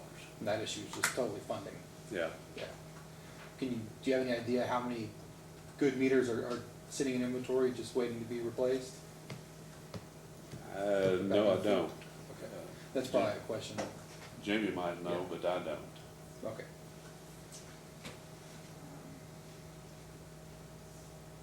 And you talked about the water purchase contract with Ashland in detail.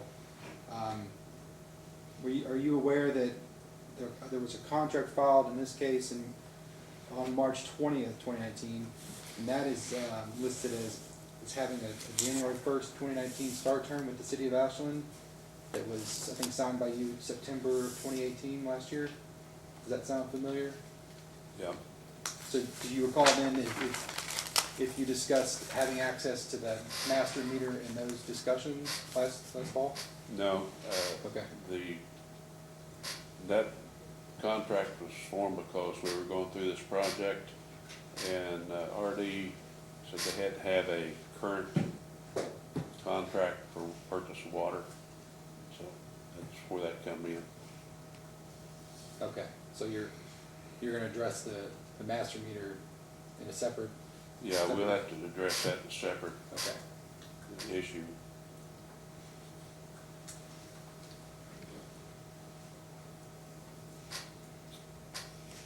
Are the board members paid? Yes, What are they currently paid? $500 a month. Okay. Has that been the case for a number of years, that amount? Yeah, I don't remember how many years, but I'd say at least 12, 14 years or more. It started out $100 a month and then grew. Just to cover expenses and et cetera? Yeah. Okay. And then you said you've been on the, I think you've been on the board longer than I've been alive, so you've seen a lot of change. And there was mention of multiple staff reports in the last 5-10 years. when, that mentioned water loss, meter testing, et cetera, when do you think the board knew and realized how big of an issue this water loss was?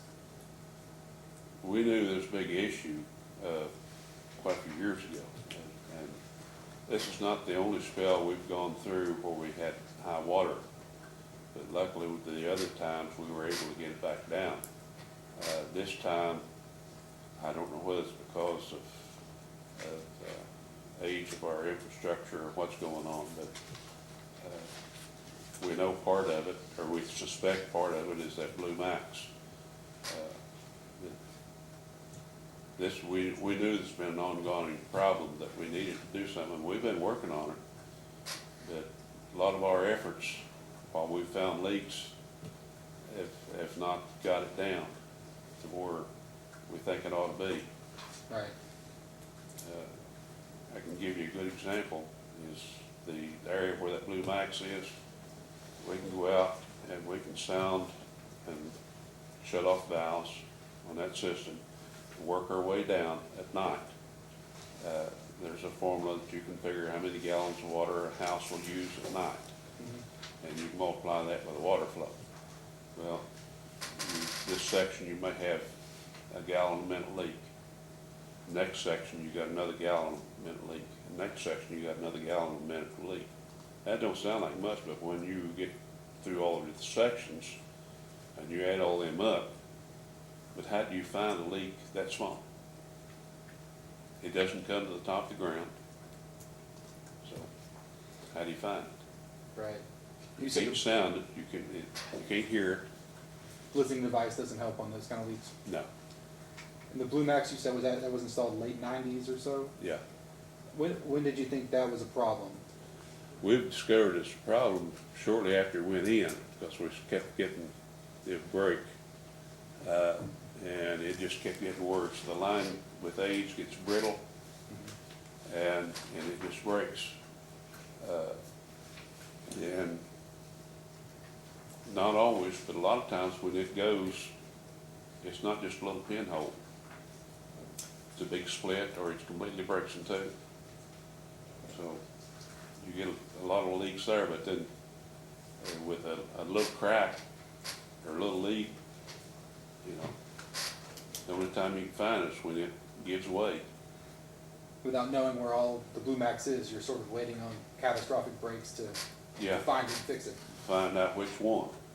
But when you've got a system, the two contracts, they use Blue Max.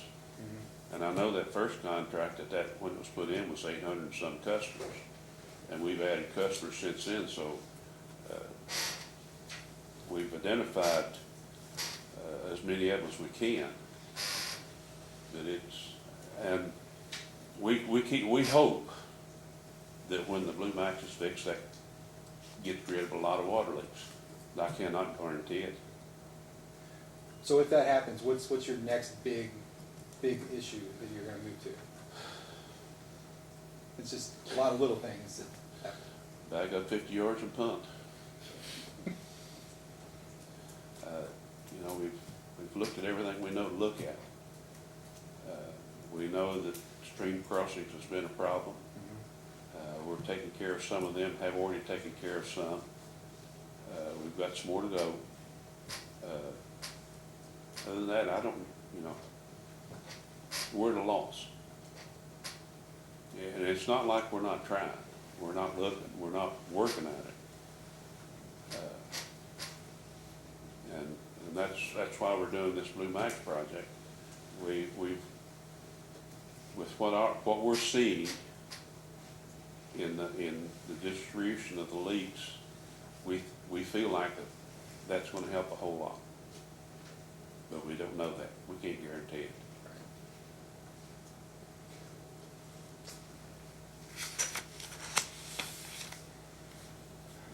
Nothing further, Chairman. Mr. Cicero, any questions after what you've heard? Just two questions. You said that the commissioners receive $500 a month. Yes, Is that the only compensation? yes, No health insurance benefits? no. Do you have any other questions? Because I'm not going to duplicate anything that's happened while I wasn't here. I don't know all the questions that were asked, so I apologize. Mr. Boucher, any questions? Just a couple to clarify a couple of points. Mr. Thomas, you had testified earlier that district has already unified the rates for its entire system, including the ones that were charged to what was previously the Overland system. Is it correct that currently, at this point in time, you're actually still charging a different rate to the Overland system? And that, Yeah, I thought it was canceled out. okay, well, let me put it this way, are you aware of changes that have been proposed in your rate schedule for your RD loan that would unify the rates? Maybe that's where I got the unification. Okay. There was a question asked about the amount of money, or the amount of the increase that the RD rates that you're seeking as part of the letter of conditions, that it would be 5%. Do you call that? Yes, Now, is it correct that the district's engineer has recently Yeah. re-examined those, and that the board and the district's engineer are going to be requesting that RD consider increasing that amount? yes, I remember that now. And would it be correct, or do you recall if that amount of increase is now gonna be around 8% in lieu of a 5% increase? Okay, there was a question asked about a loan for a piece of equipment that is over a 4-year period. And I'm not gonna ask you about that, but I am gonna ask, when your board has its monthly meeting, in addition to the commissioners and your internal staff, who else attends those meetings? Our lawyer, Roger Hall, and most of the time, Joe Sisley. Okay. If at any point there is the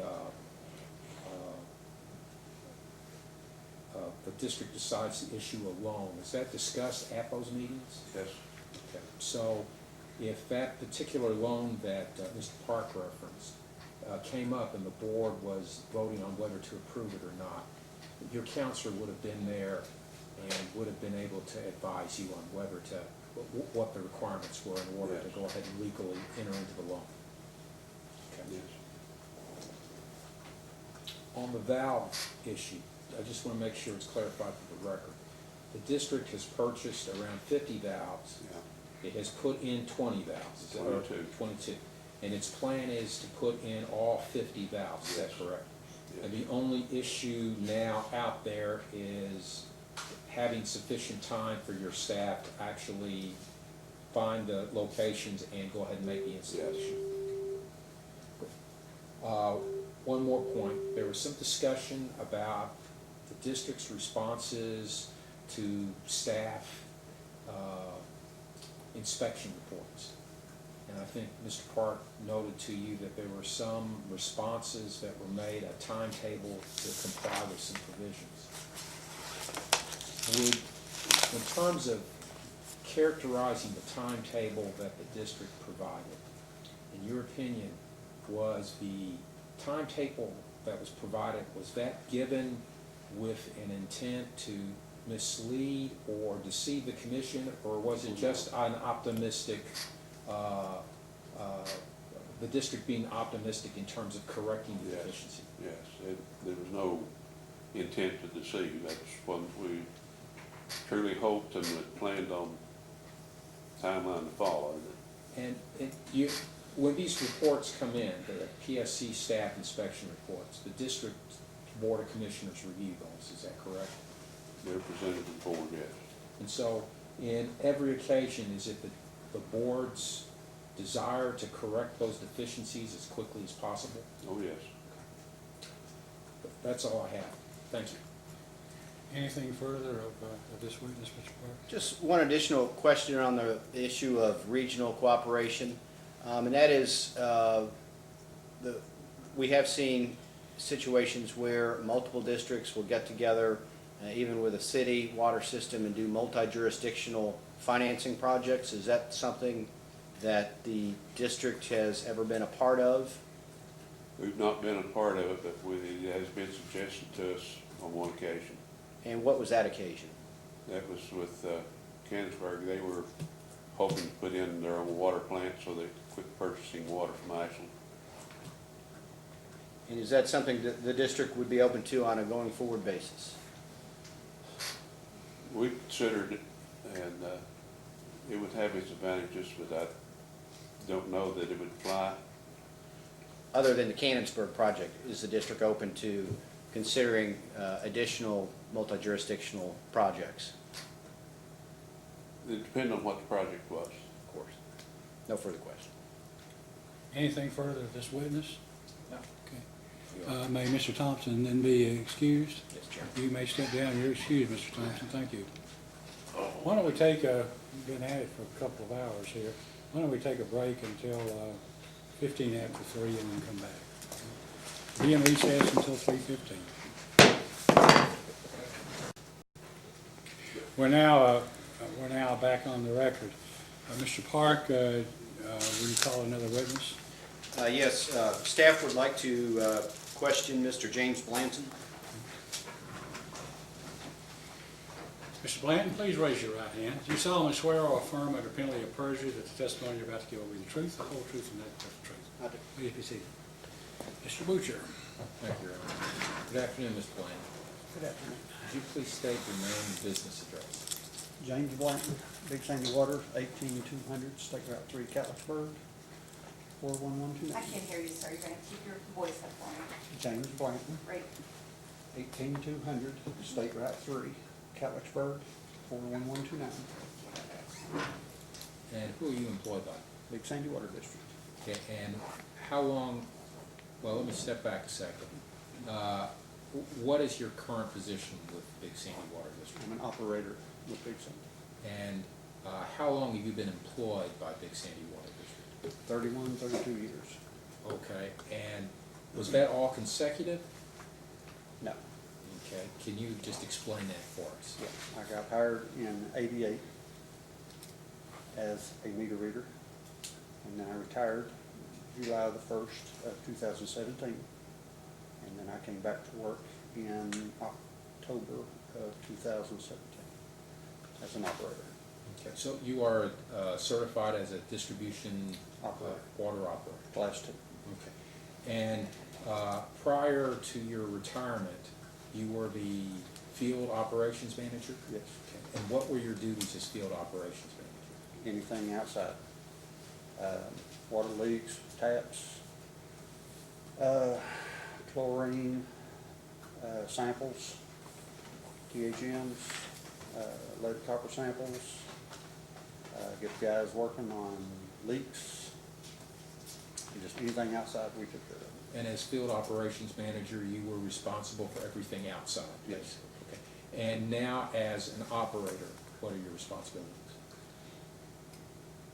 Samples, leaks, taps, not so much taps, we've got other guys that does the taps. Customer service, I guess. Read water meters, change water meters. Pretty much anything outside. In terms of your relationship with the current field operations manager, how would you describe that? It's pretty good. Okay, well, are you providing any training for him? Every day. Okay. He's asking questions every day. Now, were you involved in preparing the water district's responses to the commission's order of March 12th and the PSC staff request for information? Yes. Okay. And have you had an opportunity to look over what was submitted to the commission in response to those orders and requests? For the responses for outside, Yes, I sir. was the one that done the responses. Okay, so at least for those that you were indicated as a witness, Yes. you've looked over them and you're familiar with them? Yes. With that, I'll tender the witness for examination. Mr. Park? Thank you. Good afternoon, Mr. Blanton. Before you retired, you were field operations manager, if you will, and Class 2 operator. And how long had you been in that position? Approximately 10 years. 10 years? And since you have come back, are you in a part-time capacity, Full-time, full-time capacity as a distribution system operator? yes. How long has Mr. McDaniel been employed by the district? Since October of 2018. How have your duties changed since you retired and came back as distribution operator? They really haven't. I still do the same thing outside that I always have. Who is responsible now for supervising the field personnel? That would be the one thing that Mr. McDaniels does. He's doing that now. And it was the testimony we've heard today that there are 3 employees outside, or field personnel? No, there's 8 now. Oh, 8 now. Yes. 3 inside. 3 inside and 8 outside. Do you think 8 is a sufficient number of employees in the field? For the most part, yes. There is times when you have multiple leaks that you could use some more employees, but I don't think we'll need more. We may be able to hire some part-time help for changing meters out if we purchase all of our meters at one time. We've heard testimony about the difficulty of getting all the new valves that have been purchased put in the ground. Is that related to the number of employees the district has? Yes, and also, when you go to take a line down, you have to put on a boil water. So what we are trying to do is, when we have a leak in that area, to go ahead and install the valves while the line's already down and while we've already got a boil water on. But if you just go out and shut a line down to put a new valve in, you're gonna be putting a boil water on, which is more of a cost and water loss.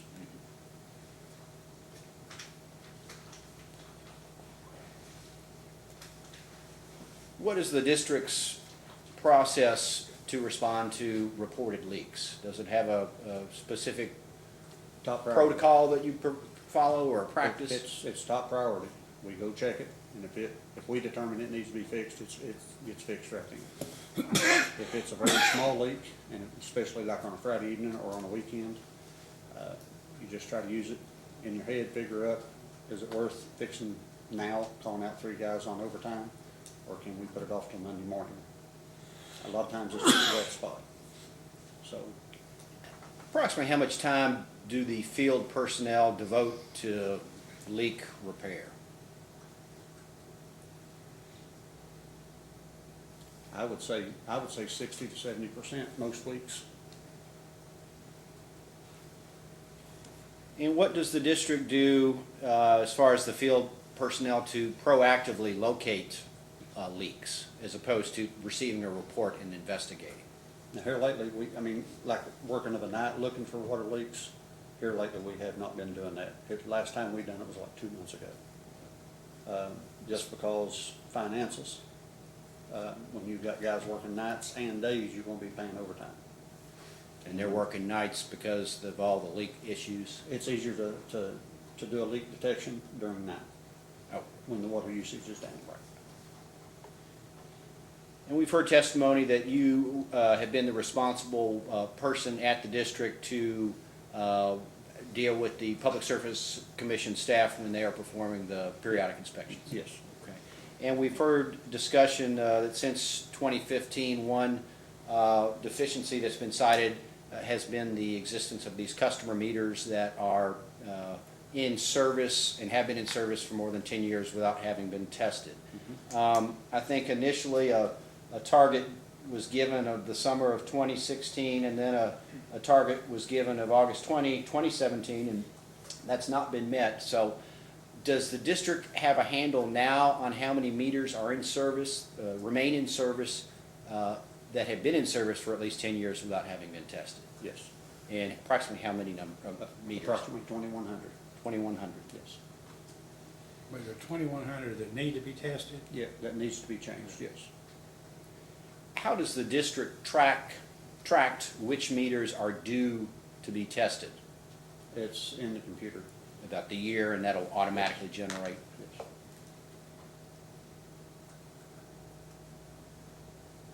And is it your understanding that the project that we've heard testimony about will include any funding for new meters, or is it the district's intention just to continually try to pull them and test them as it can? Pull them in and test them as we can right now. There is some money in there for new meters, but that are for zone meters to narrow down our area to smaller areas. Okay. With respect to the zone bypass meters, I'm going to refer you to question 19 of, rather the district's response to question 19 of staff's information request dated May 3rd. That's the second set of discovery. And in response to question 19, the district states it has a sufficient number of zone meters to monitor its system. Are you stating today that that's not correct, that the district needs additional zone bypass meters to monitor? We thought, and I still do think that we have enough meters. But what we're gonna try to do is get some of the bigger areas, put some more meters in, make them smaller, just to try to help leak detection. And has that been planned out as far as how many additional zones you want to break down the system into? But it was brought to my attention a month ago that we had more money, and for us to start looking at places to put some more meters.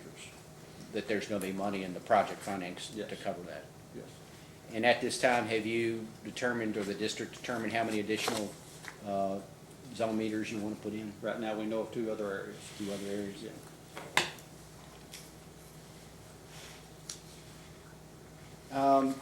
Also, since 2015, commission staff has been bringing to the district's attention the increasing water loss of the district, and the district has, in response, has identified this Blue Max service line pipe as a problem. Could you state why this pipe has been such a problem for the district? Every day, we're fixing leaks on it. Gets brittle. We fixed 4 yesterday. And this month so far, out of 15 water leaks, we fixed 12 of them are Blue Max service lines. That was before yesterday's count, by the way.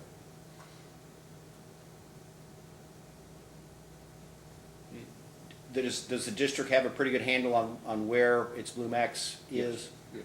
And it was in connection with 2 particular service, or extensions of service? Yes, there was 2 of those, plus about a 2-year period, we used Blue Max also on the taps we was installing. And you all know where those are. Roughly, yes. How long has the Blue Max pipe been a problem? Is it just that it's getting to the age where the inherent problems with it are starting to come through? We've known it for quite a few years, but it's getting worse. Okay. The number of leaks are starting to increase.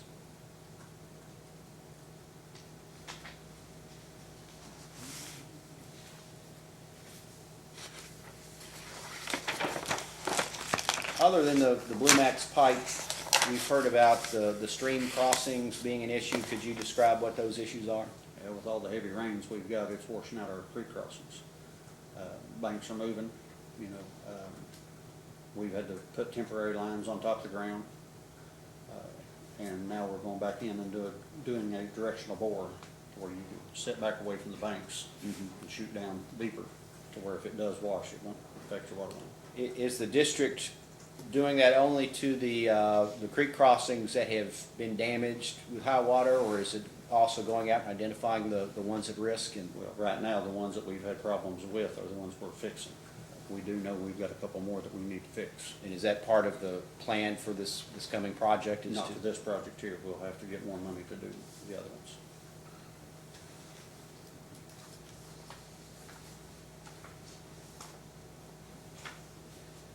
We've heard testimony that the district purchased 50 valves and has installed a portion of those, and there are a number that remain to be installed. Do you think that will be a sufficient number once those have been put in? Yes.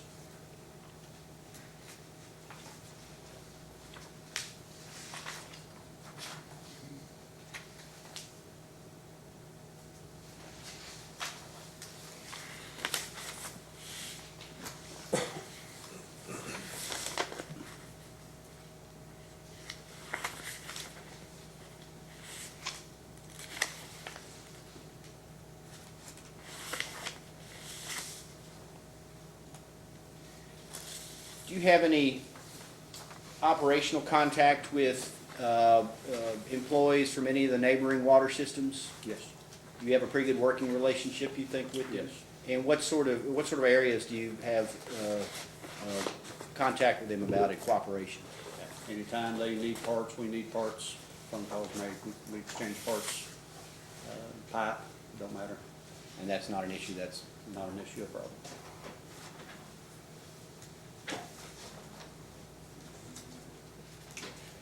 now, if this financing project is only partially funded, will you be involved in the process to determine which projects should be prioritized? I'm not sure.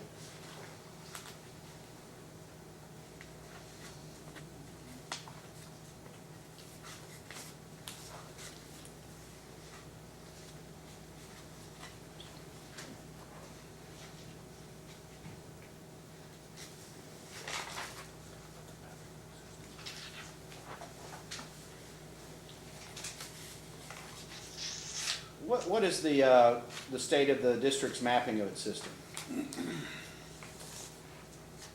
We have all of our maps are on paper right now.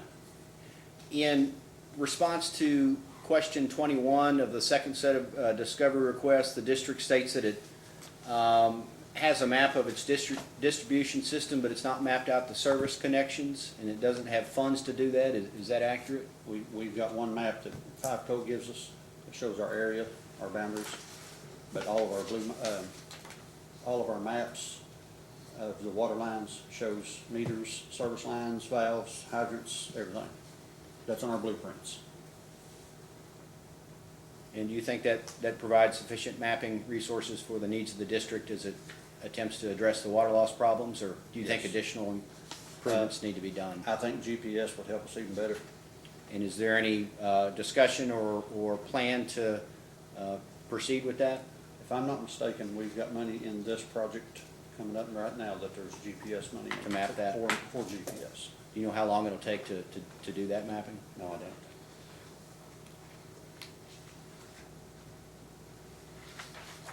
don't. Does the district utilize a SCADA system?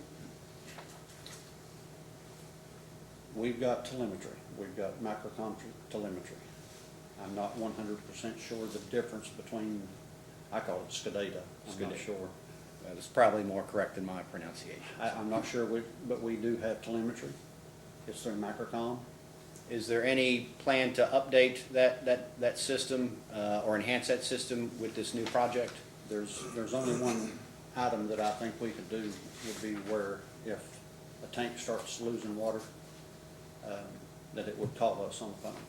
We do not have that capability right now. And do you know whether or not that capability will be added as part of this next phase? No, I do not. Do you have any idea how much that would cost? No, I do not. I've never checked on it. But that would be beneficial to give the district an alert of a potential leak issue. I can check during the weekends and stuff, or it's 24/7, I can check with my phone. But if I don't go on there and that tank starts dropping, it would notify us.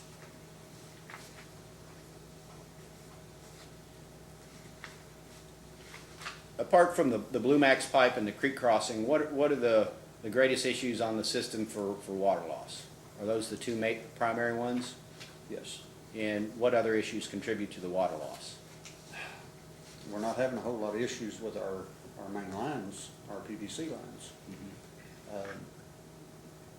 Like Mr. Thomas explained, we've got what I believe is a lot of small leaks that's not coming to the top of the ground, that you cannot walk down through the hayfield and step in a mud puddle. We feel that it's going underground.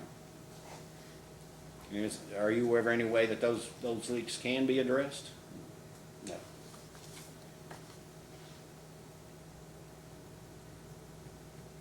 And have you played any role in the development of the project financing application for RD? No.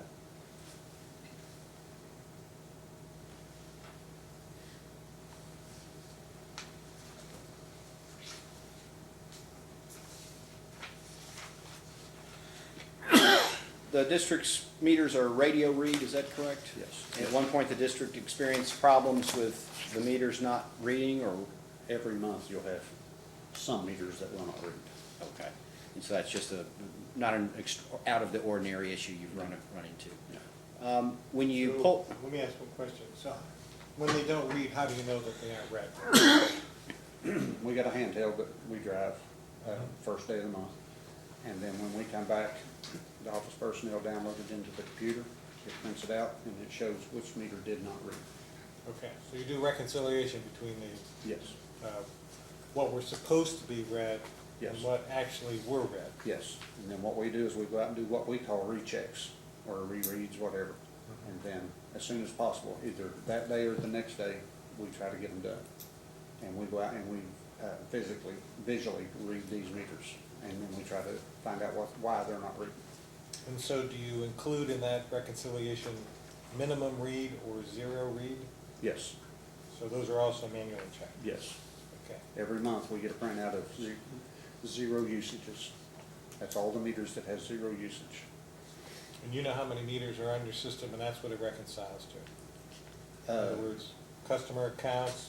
Well, like the books that I read. Mm-hmm. You know, I get a printout and it shows every meter in the books that I read, that's zero usage. And then another fella, you know, he'll get all the ones in his books. And that way, as soon as he gets a chance, he goes out and checks these. Sorry, go ahead, Mr. Carter. are you responsible for dealing with the wholesale suppliers on operational issues on behalf of the district? Partially, yes. Okay, what about as far as under the contract, whether the supplier's testing its master meter? Do you have any role in trying to obtain those test results from the? I called the city of Ashland and tried to get the results, and I even contacted PSC, because I was under the assumption that if Ashland sold us water, they fell under Public Service Commission rules also. And then I was told that that was not the case. I'm not sure who I talked to down there. And so to date, the district has not received any information from the city of Ashland about the accuracy of its master No, meter? we have not. What about the other wholesale purchaser or suppliers? We've never had a problem getting the test results from them, just Ashland. And no, there's never been an issue with the accuracy on those meters? One time, we had to change a meter out, it was real slow. And they changed it out the same day, because C.I. Thornburg had the meter in stock, but they changed it out the same day that they done the test. And when the customer meters are pulled to be tested, you said that the district has its own test bench. Does it also send meters out to be tested by a third party? No, just our bigger meters. When we don't have time we got a portable test meter that we can test our meters in ground. If we would not have time to do that or the capability to do it, then we can send them off to have them tested. DNK or Afton Dyer. Say the last one, B&K or? DNK meter testing or Afton Dyer. Does the district keep track of the results of the test of the meters? Yes. And is there any discrepancy, either slow or fast, that the district has detected in the performance of the meters historically? Yes. I mean, if a meter is slow, then we can bill the customer for the percentage of what we've lost. I've never yet had a meter test fast since I've been here.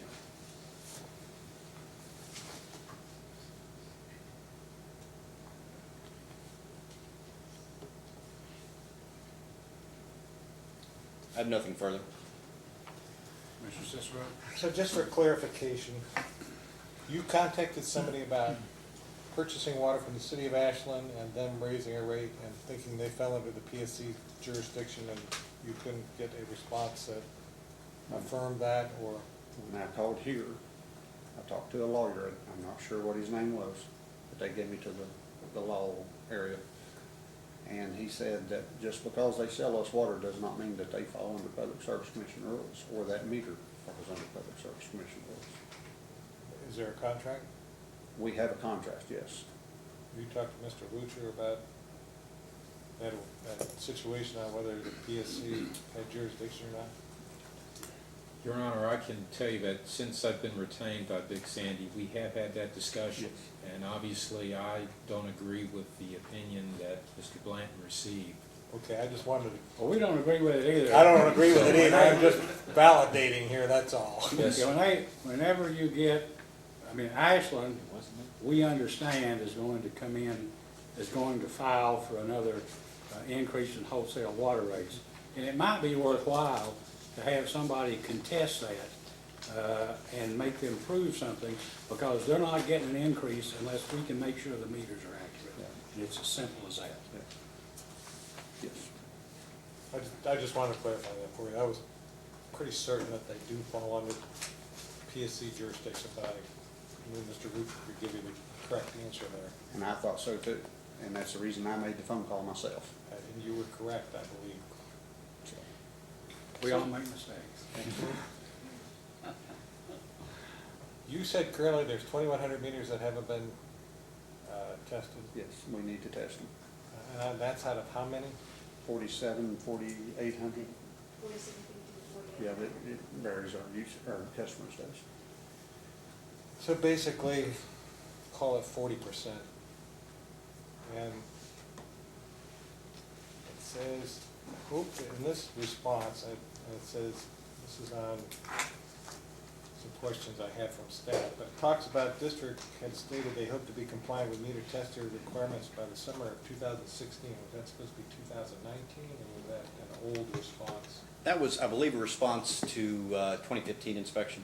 Okay. So now we're at 2019. Yeah. And you're still 2,100 behind. And that was an old inspection.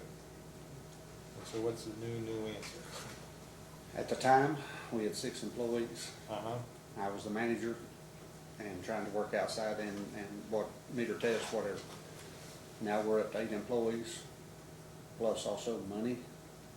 We did not have the money to buy new meters. And today, that's the problem also. So there's two different issues there. One is whether you've inspected your meters and they're compliant with the requirement to check them within every 10 years. And the second issue is, are you going to try to purchase new meters? Is there a proposal or some kind of plan to purchase new meters? We just, Mr. McDaniels called Neptune and had a schedule of meters to be sent in every month. And then we do not have the money, so we had to back up and stop that. So this wasn't a overall replace the meters at one time, this was a gradual replacement of meters? Yes. So you never went out for a project or a grant that requesting, He promised to buy so many meters, and I think, was it 1,600? yeah. At 100 meters per month, and we got a reduced price on that. I'm not sure how much of a reduced price. I did not make the phone. so when those agreements are made, is that something you're involved in? The No. board is involved with, the office manager is involved in, or who makes that commitment for 1,600 meters, 100 meters a month? Mr. McDaniels made the commitment, and then whenever he was involving Miss Brown, she said, we do not have the money, and he had to call back and cancel on the meter order. So he didn't need to receive board approval. Now that, I cannot answer that. I'm sorry I missed the first part of the cross-examination of witnesses. I was tied up in there, and Right. I I probably, if I had had the chance, would have asked Mr. Thomas. So I think he's still under oath, so I can probably still bring him back up and ask him what kind of input the board has. But it sounds to me like you're not gonna meet the obligation, the statutory obligation to have your meters inspected within the requirement of 10 years. No. And it doesn't sound like you have a plan to do that either. And I hope y'all understand this. We got a 4-meter test bench. We can put 4 meters on this bench, and 1 hour later, they can be tested. Now, if they test good, they're ready to be put back in the ground. If if half of them test good and the other half test bad, then 2 of them goes on the shelf, they're ready to be put back in the ground. The other 2 has to be repaired, whether register, chamber, or whatever. And then you gotta retest this meter again. You see what I'm saying? So now we're at 2.5 hours And then if all these meters test, you're at 6 meters. So what if you tested the second time and it fails? You gotta redo it again. At what point do you decide that repairing and retesting is not worth the value of replacing? Well, for $15 more, we can buy brand new meters right now. And then, once the meter is taken out of the ground, we put a brand new one in its place. And we have to test that one. PSC says that we have to test it as found test. And if that meter test is good, we can put it back in the ground. If it's bad, we could scrap that meter. The PSC also says you have to test your meters within every 10-year cycle. Absolutely. So there's something missing somewhere in this equation. We need to upsize our meter test bench. If we upsize to an 8, we can double how many meters we test per day. So that's an if, but it doesn't sound like that's in anybody's plans or,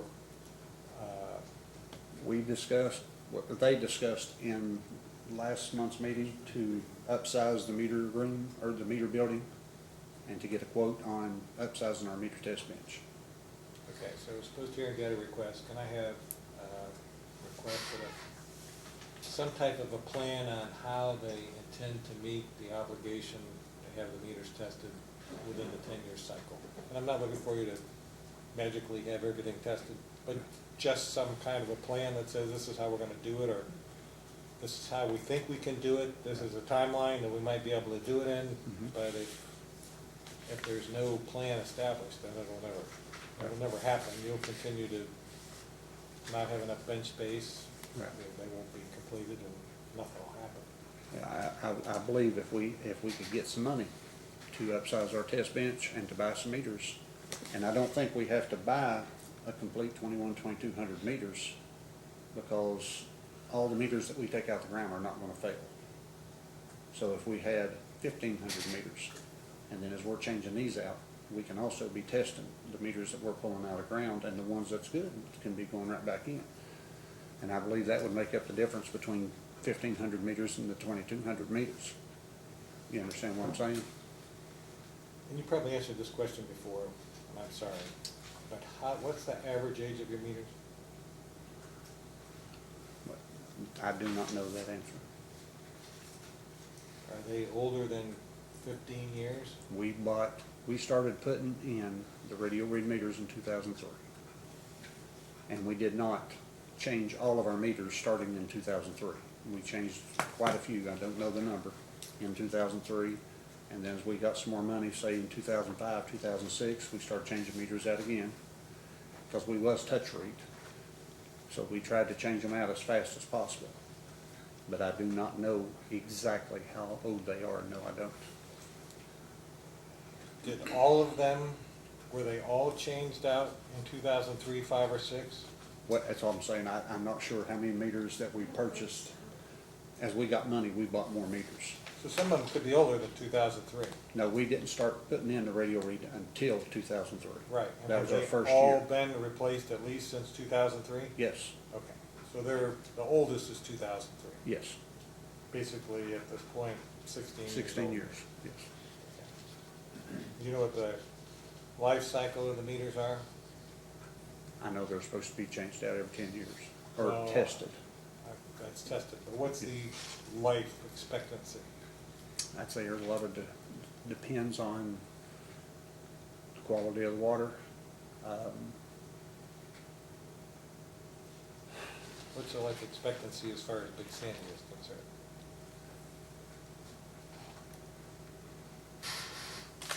I do not know.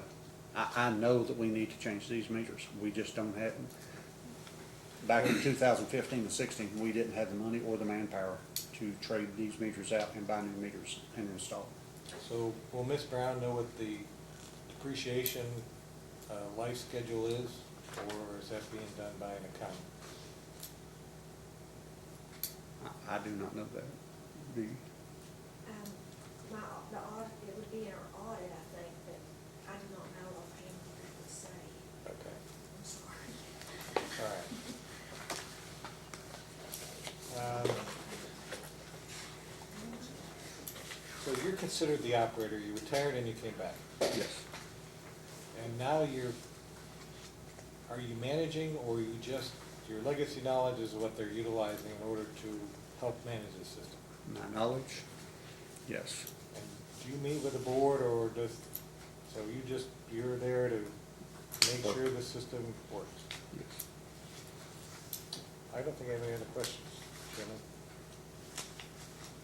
A lot of districts, when meters get 10 or 12 years old, they just replace them all rather than test them. Yes.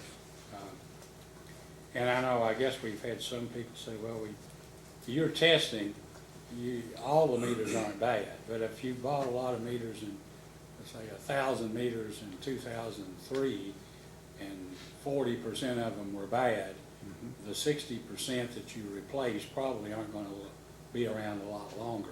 Right. Or it's like a light bulb. I Yes. put 2 in and one bulb, burns out. How long will the next one go? Because they're probably, I don't say planned obsolescence, but they'll probably last about the same period of time. Does that make any sense? Yes. Uh, But we do, once that meter comes out of the ground, we have to test it, Sure. just to make sure that it is. I'm trying to look here at your depreciation schedule. Your meters, unfortunately, are being depreciated on it. It looks like a 20-year life, but they probably won't. I know somebody will say, the manufacturer will say they're good for 20 years. Yes. But we've had some come in here with 15 years, and basically they all had to go. Right. So I don't know what anyway, when you were, I guess, when you were the outside supervisor or superintendent, how much, we've been asking about, you heard me about what supervisors are paid on water districts. When you were the outside supervisor, how were you paid? Were you paid by the hour or? Hours. Can you tell Hourly, me your yes. hourly rate at the time you retired?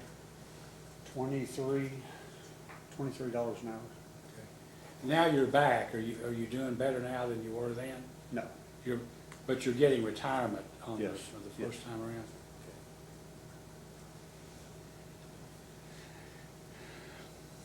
I don't think I have any other questions. Thank you. Mr. McNeil? Just a few, thank you. Mr. Blanton, so how many meters do you have in inventory that have been repaired or are new that haven't been put back, that you need to put back in service? It changes daily. Okay, We're, right now, I would say roughly 20 to 40 meters okay, that are ready to be put in the ground. Now, I can go back this evening, there may be 5 because them boys are changing meters out, so. But now we do have probably 30 to 40 meters on the shelf that we're waiting on chambers. We've had to order new chambers that we can get put in these meters and then test them again to see if they are gonna be in compliance and then put them back in the ground. so depending on the day though, your staffing level is adequate to get these repaired meters changed out mostly consistently? Yes. Is that right? Yes. Okay.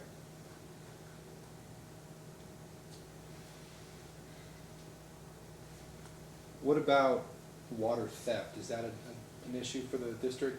Very small. Very small? Mhm. I know you, in the responses, there wasn't a formal written policy, but there was a policy and there were a few referrals to the county attorney. Yes. So when you do find them, you have a We prosecute. procedure Yes. to prosecute.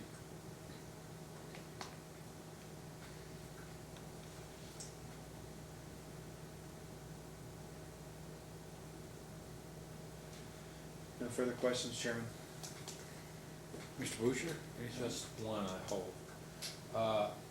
You were questioning about the SCADA system. Mhm.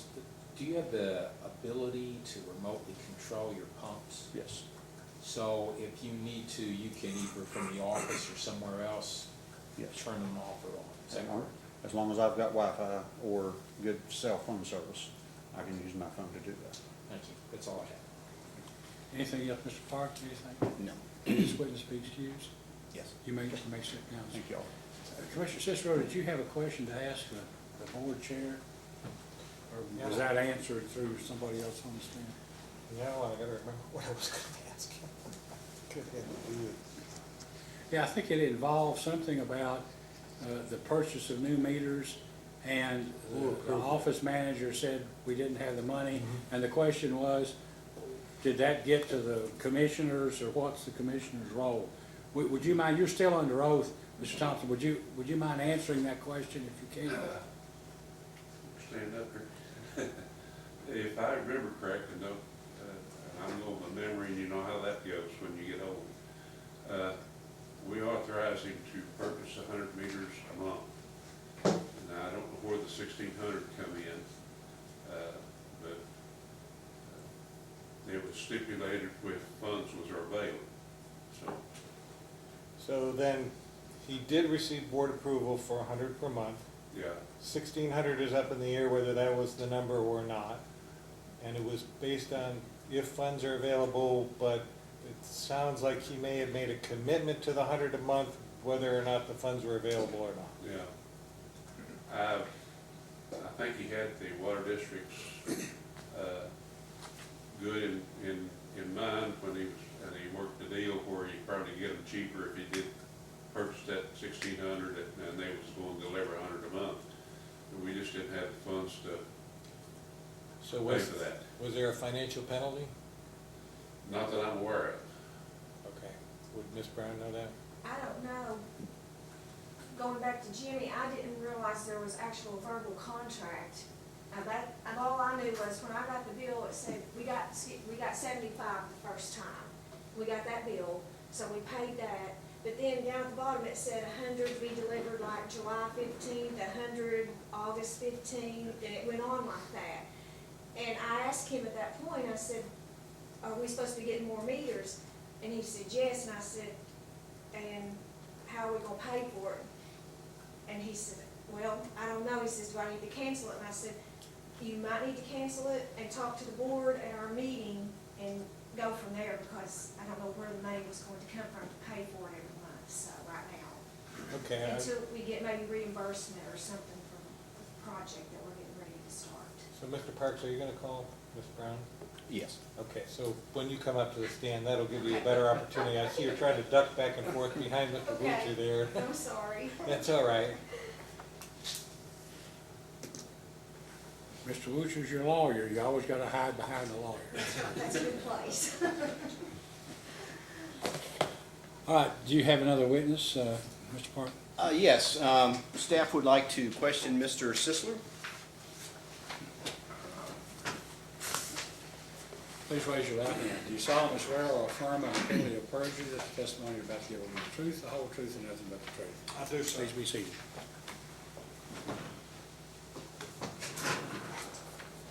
Good afternoon, Mr. Sisler. Yes, sir. Would you please tell the commission your name and business address? Joseph F. Sisler, I'm president of Sisler Maggard Engineering, 220 East Reynolds Road, Suite A3, Lexington, 40517. And do you provide engineering services to Big Sandy Water District? We do, sir. And how long has your firm provided engineering services to them? Our firm, Sisler Maggard, has provided those services since 2002, and I personally have been involved with Big Sandy Water District since 1981. And is it correct that you attend all the monthly board meetings of the Board of Commissioners for Big Sandy Water District? I do when a project, or they call me for something, but generally as a project is being developed, I'm at every meeting. You were listed as the person responsible for some of the responses in the request for information and in the responses to the Commission's order. Is that correct? That is correct. And have you reviewed those responses? Yes. Okay. With that, I'm going to go ahead and turn the witness over for examination. Good afternoon, Mr. Sisler. We've heard testimony today about a pending project. An application has been submitted. I've seen it called, excuse me, a scattered site water service line replacement project. And the Phase 5 water system improvement project, there's only one project, is that correct? That's correct, just one project. And what is the correct name to refer to the project, or title? We refer to it as Phase 5 water system improvements. Okay. And could you please describe the current status of that project? That project received a letter of conditions in September of 2018. We developed the plans for the project and have bid that project in June. We have completed the final engineering report on that project and submitted it to rural development on June the 27th. So the bids are set to be held for 90 days, which is a standard rural development requirement. Subsequently, once they send it forward to Atlanta for the regional attorney, we would expect to begin construction in September of 2019.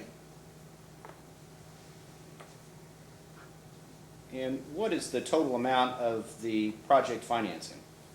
The total amount as submitted under the final engineering report is $3,040,000.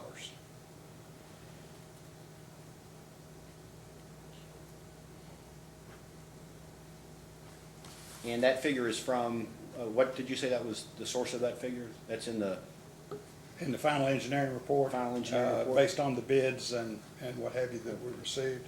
we'd like a post-hearing data request for that engineering report. Well, that would be submitted to PSC with the certificate under 023. With the application, yes. Yes. Yes, And I have it, be glad to submit it now. I mean, that's not a problem. yes. You ought to go ahead if you could and submit it now. Yes, sir. And your next question probably has the breakdown of the funding, because I'd heard earlier in the testimony about grants and loans. Yes. And the anticipated grant on that, and it's all funded by rural development, is $845,000 in rural development grant. $2,065,000 in rural development loan, which will be at, I believe, 208%, 40 years, and applicant contribution of $130,000. Council, I'd heard you mention $88,000 under the original project, but it's now at $130 contribution.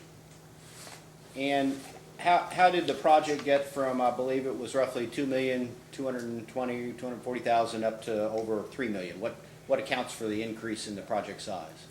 Primarily, I'd heard the testimony from Chairman and Mr. Blanton also, and you used the term 750 under the WRIS project, which this project began in 2015, consistent with PSC saying you fellers need to take care of your leaks.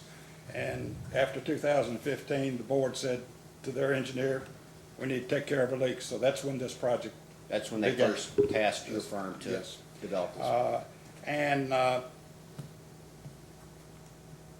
the time, you mentioned 750 services. Turns out that once we designed in the field, there are 1,220 services. And I think you had mentioned under that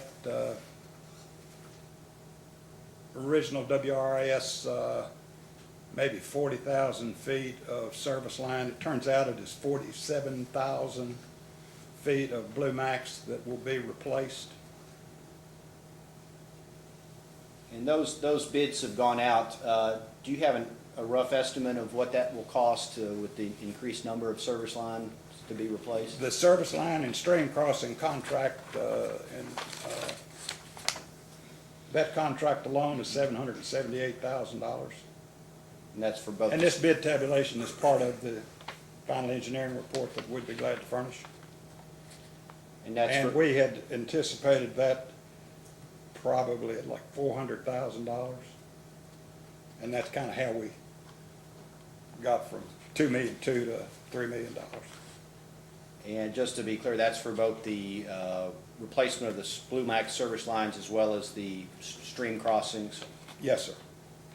What about the issue of you've heard testimony about the meters that have been in service for 10 years or more without being tested.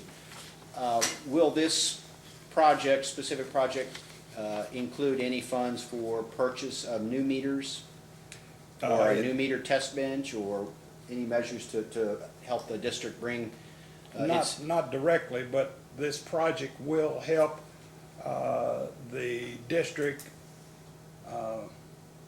have funds to purchase meters. And the reason I say that is, as you've heard in the testimony previously, out of this project, there will be rebates, refunds, whatever you want to call it, from the project, from rural development, when that loan is closed, in the amount of about $144,000. As you've heard them say, at our recommendation and their request, they purchased $30,000 in these valves that they have already paid for, that they are in the process of installing to isolate their system. They are repairing a deteriorated pump station that they have already bought the pumps and are building the building right now, replacing that, and that was part of the project. So that is funded by rural development, and that's close to $40,000 that they will get back.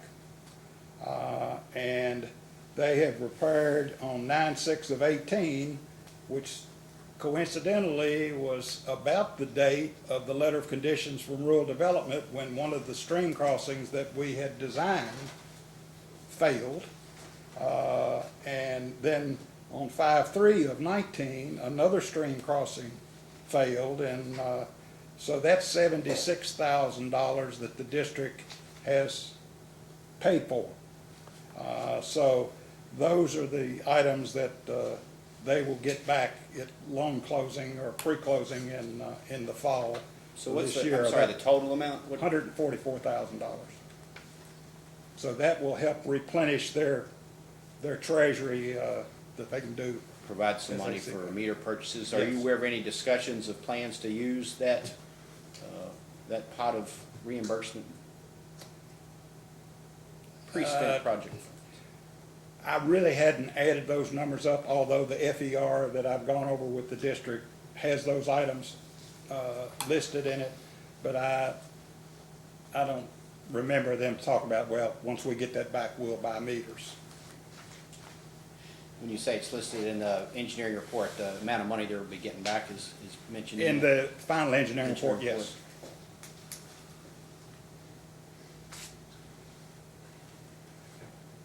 And does that also include that land purchase adjacent to their building? It does, sir.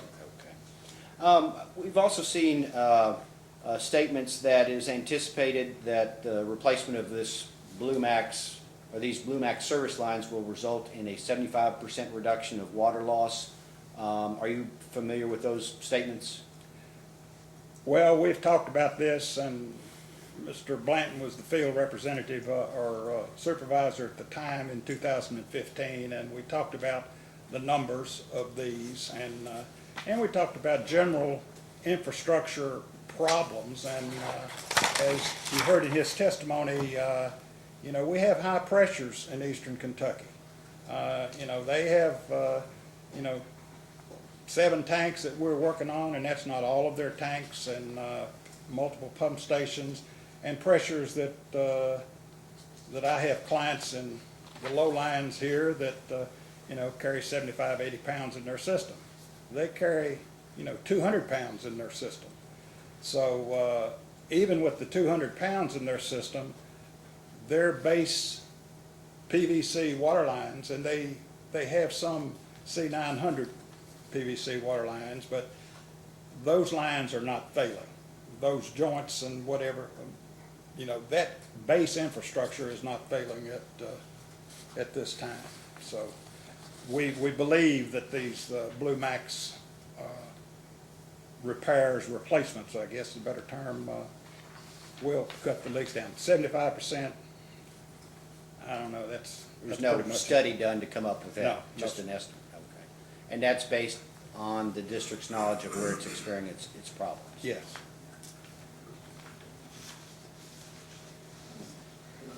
Do you know how long, or do you know how long it's anticipated for the service line replacements to be completed? Will it be done in stages, or? Now, the contract has an 8-month limit.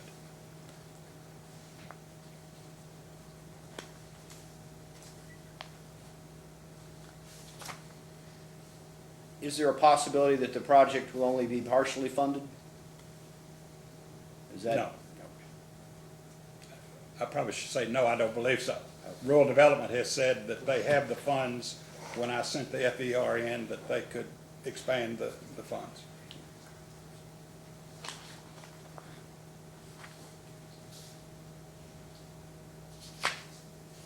Has there been a new, I'll strike that, with the RD letter, they had a schedule of required rates based upon the project at that time? Yes. Do they have has a new schedule of rates been developed based upon this new finance amount? Yes, a new schedule was submitted with our final engineering report and to them, and it will require, or it is, in our calculation, an 8% increase across the board. And how is that rate determined? Is that determined by you or RD, or? Well, ultimately, it's RD under 023. Our calculations have shown that, and that is to cover the additional debt service and some depreciation. Can you elaborate on what you mean by some depreciation? Well, you know, the Rural Development Letter of Condition has a set amount that Ms. Brown, is to set aside for depreciation, and we calculate that debt coverage at 10% above the debt requirements and a like amount in the depreciation that is set aside in the original letter of conditions.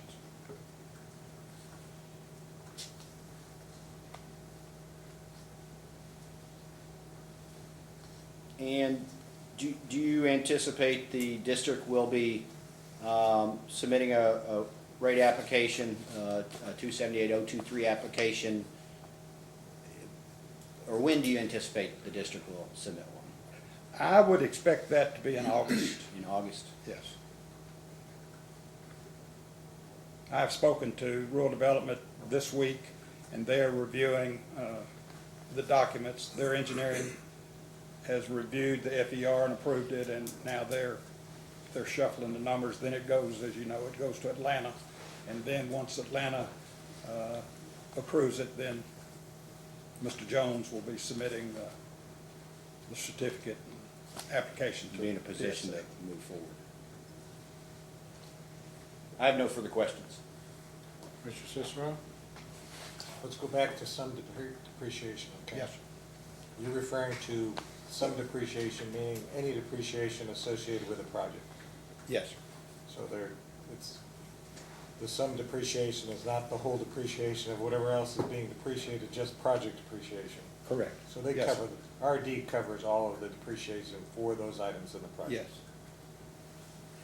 I'm curious you indicated there's $144,000 of reimbursements that the district could get back if the projects are approved, including there's a building being constructed for $40,000, there's some creek crossing projects, some valves that have already been paid for, is that correct? Yes, sir. When I say building, that is the pump station. Right. Just as a matter of being simple about it, yes. Okay. Why did the district find it necessary to spend $144,000 upfront prior to the project's approval when they were having difficulty paying for even 100 meters a month replacement, when possibly some of that cash could have gone to that? When this project began to be devised in 2015, up through basically 2017. Mr. Blanton and my staff, we talked about various stream crossings that either he had seen problems or due to the terrain, he anticipated problems. And we went to the field and surveyed those in our design, and we designed to fix 7 stream crossings in this project. Unfortunately, the dates that I quoted there, in September of 18 and May of 19, 2 of those failed. And so they had to go out, they didn't do them, they had to go out and hire those, and they were both done by horizontal drilling and material and using HDPE, and those were replaced. The Cunningham Hill Pump Station, which is 30-some years old, was rusting and falling down, and they were afraid they were going to lose that building. So they've come beside that, and they have contracted with somebody to build a building, and they're doing the piping and whatever to replace that before, and in fact, it does stop. So those, the pump station, the 2 stream crossings, those were emergencies, and we went ahead and purchased the valves. We bid them, but we purchased the valves so that they could begin to start isolating their system as soon as possible for leaks. And so I understand the stream crossings. That's obviously something that needs to be addressed immediately. The building, that's a judgment call, so I'm not gonna question that one either. The valves, though, would seem, how much were the valves that, Well, we had $30,000 in the budget, and it turned out they bid out at $29,827. so basically $30,000 out of the 144 that Yeah. I would say, given the cash situation, well, the intent is good. Probably buying 100 meters a month is a good intention too. At any rate, I just wanted a clarification of why that was a necessity to spend the money. I don't have any other questions. When, basically, you do the work preparing the rate increase that is desired to go along with repaying the loan and basically operating for a period of time while the loan's being paid, right? Yes, sir. So what I'm trying to understand something about the process. So does basically, I assume RD has some minimum amount that is required to ensure that money's available to repay their loan, right? Yes, sir. Okay. And how much is that, or how is it determined? Well, based on this breakdown that I gave, and basically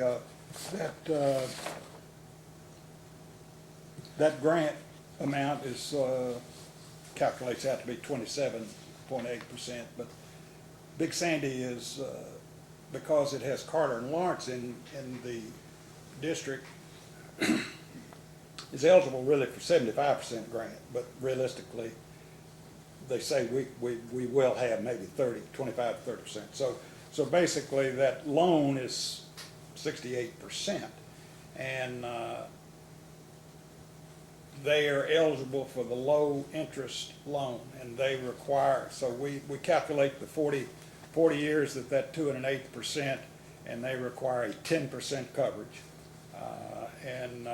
So that's how the debt service requirement is there, and they have a percentage that they calculate on the, and it's not a calculation that I make, but the calculation that they make that requires the monthly deposits for covering the debt service and what have you, and that small amount of depreciation for this project.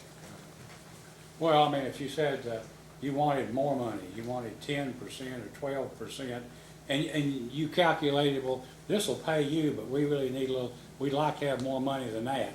Would they approve that, or is this just basically a strict formula that they would restrict the amount of money that the district asked for a rate increase in general? They may approve that. I've never asked that question. Okay. And, you know, Big Sandy is a long-term customer, if you will, of rural development, and they've worked together a long time. I suspect that they could ask for more.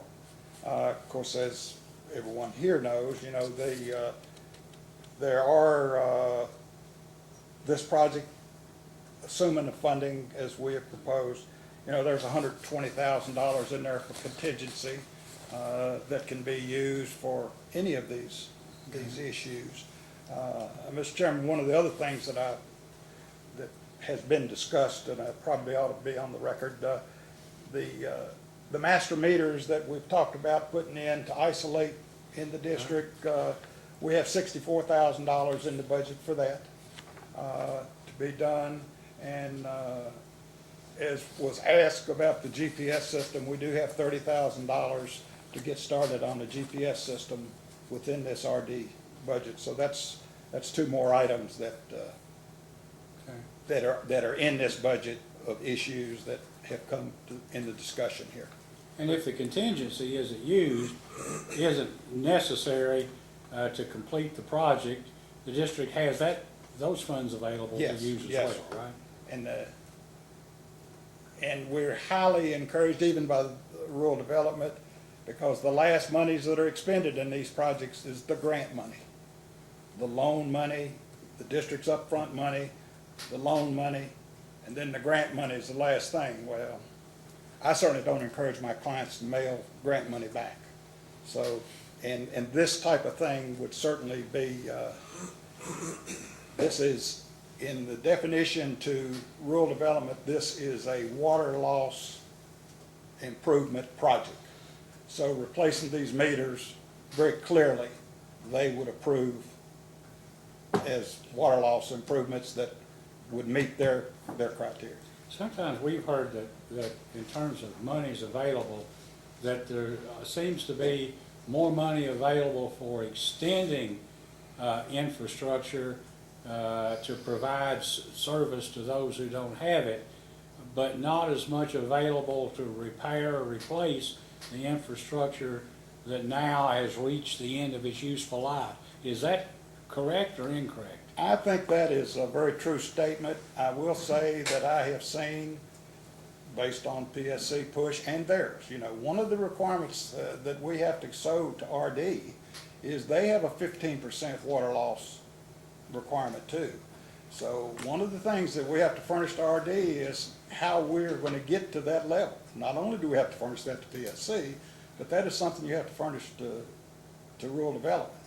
So that's the reason this is defined to them as a water system, water loss improvement project. And they have not questioned that at all.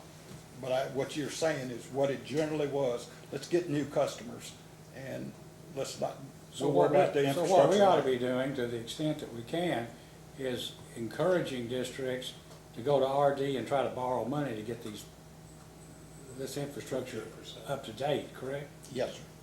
Yes, sir. I don't have anything else. So RD requires a water loss plan as part of the project. Yes, yes, sir.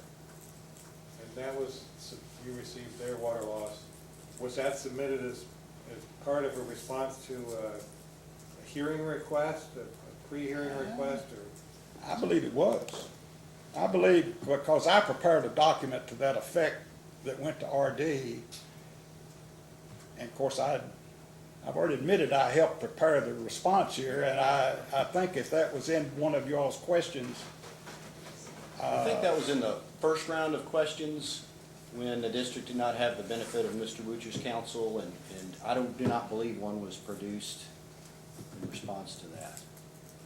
I mean, I could if one mistake- exists, we Yeah. should. I'm not ask sure if for I've it seen too. that as part of the application, but so we'll put that, if we don't have it, we'll put that in a post-hearing data I request. mean, it seems to me with all the hearings that we've had, there's been others that say that they don't have a water loss prevention plan or a water loss reduction plan, and if theirs You may be putting a better title on my plan than my plan really is, but. Well, I don't know I don't know what RD requires. Right. And I think this is the first time I've heard that they look at the 15% and require some kind of a plan to get to 15%. If that exists when people are doing an RD loan application, then we might as well find out what that is. It certainly exists. Thank you. I mean, we've got cases where people have had meters tested, well, they're losing 11, 12, 13%. Water is going to the customer that isn't getting paid for because the meters are running slow. Yeah.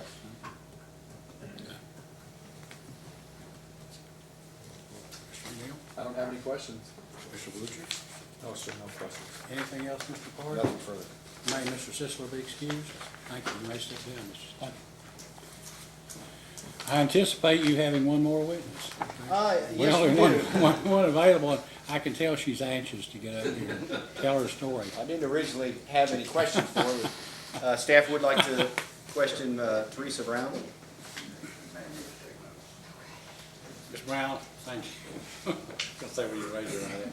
Do you solemnly swear or affirm under penalty of perjury that the testimony you're about to give will be the truth, the whole truth, and nothing but the truth? Please be seated. Good afternoon, Ms. Brown. Could you please state your name and business address for the commission? Teresa Brown, Big Sandy Water District, 18200 State Route 3, Calixburg, 41129. Now, are you an employee of Big Sandy Water District? Yes, What's your position with the district? office manager, And how long have you been employed with the district? 21 years. And how long have you been office manager? 12 years, approximately. There was testimony before that the district has two lines of operation, an outside supervisor and an inside supervisor. And would it be correct to say that as office manager, you're responsible for all the inside operations? Yes, And would that include all bookkeeping and other matters of that nature? yes, Were you involved in preparing responses to the commission's order and request for information? yes, And for those responses that you were indicated, that you were listed as the witness, have you reviewed those? And are your answers the same today as they were when you submitted it? yes. With that, I would tender the witness for examination by staff. Martin? Yes, good afternoon, Ms. Brown. First, I'd like to ask a question about a document provided by the district in its July 15 filing on tab 3, which we've referred to previously, and that's the determination of excessive water loss cost. Okay, And specifically, the question was asked about how the average cost of water was determined in light of the fact that the district has multiple wholesale suppliers, and it was indicated you would be the person to Right. respond to that. we purchased water from five different utilities, and that was taken, all of those were taken into consideration, and then that was the average cost of what that would be, is how that was arrived at. Basically, using the gallons purchased compared to the total and Yes. weighting them by the weight. Okay. And we'd like a post-hearing data request for a copy of those calculations. Okay, Would you like the spreadsheet that was used to prepare? Certainly.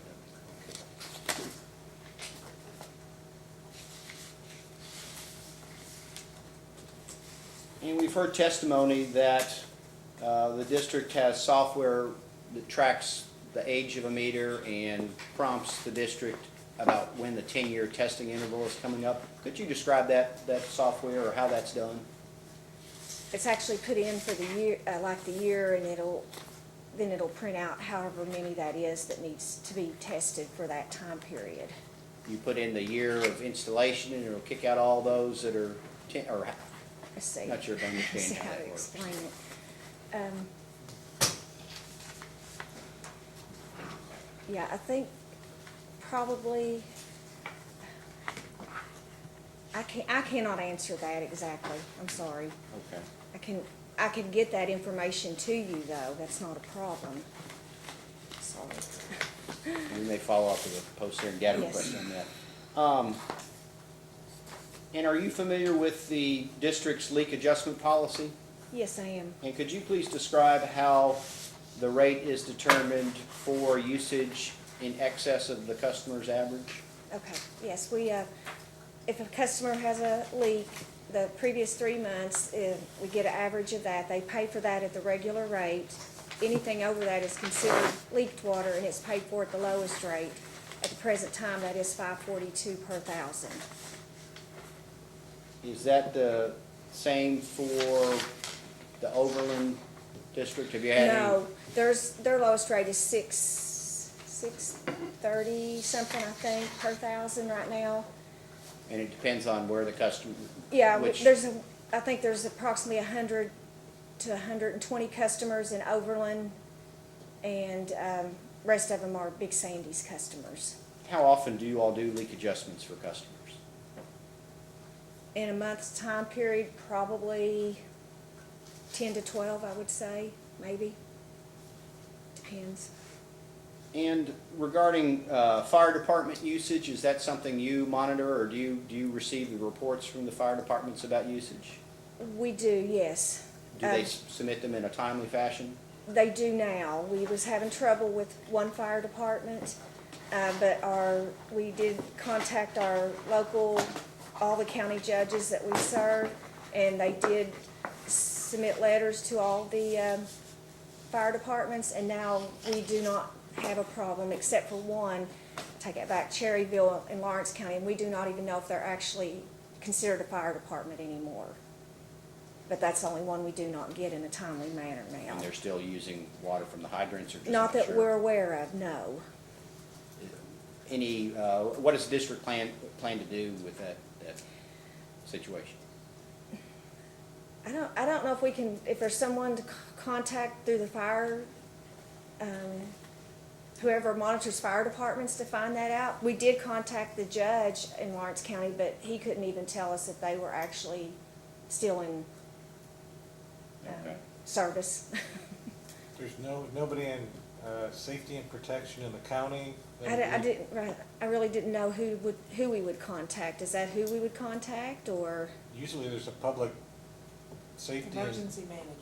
Yeah, that would be involved with fire departments, I would think, that could validate whether or not it was an Just- active fire department. Just a background on Cherryville Fire Department, we've had several problems with them. They have broke the hydrant, and they would also take water and not let us know and stuff like that, so, That's called theft. yes. And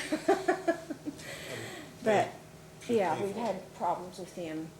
We did, and like I said, then whoever was chief, they're no longer, we don't even know now who would be the chief or anything. It was a husband and wife. The husband was the chief and the wife was a bookkeeper or whatever. So, So when they did that, did you issue them an invoice for water taken? I think we did try to, we did submit things, but we never did receive anything from them, so So. how do then you we didn't pers- follow through. Okay. There's one hydrant in your area. Yeah, you're probably gonna ask more questions about the fire departments, or not? I wasn't planning to ask too many more. I was just curious if when they don't pay, you realize that there's a process for charging fire departments because they didn't provide an estimate, and therefore you can issue, and then you're aware of it. We're aware of it, but we have never done that, honestly. I mean, we were aware of it, yes. So it's in your tariff, right? I think so, yes. So. We you need to do that. Really should be doing that. Yeah, yes. okay. Tariff sheet 15 has Okay. provisions. That's all my fire department questions. You can- Okay. There's been testimony today about the potential or the possibilities for consolidation or regional cooperation. Do you see that there could be any benefit of combining financial services amongst districts, billing,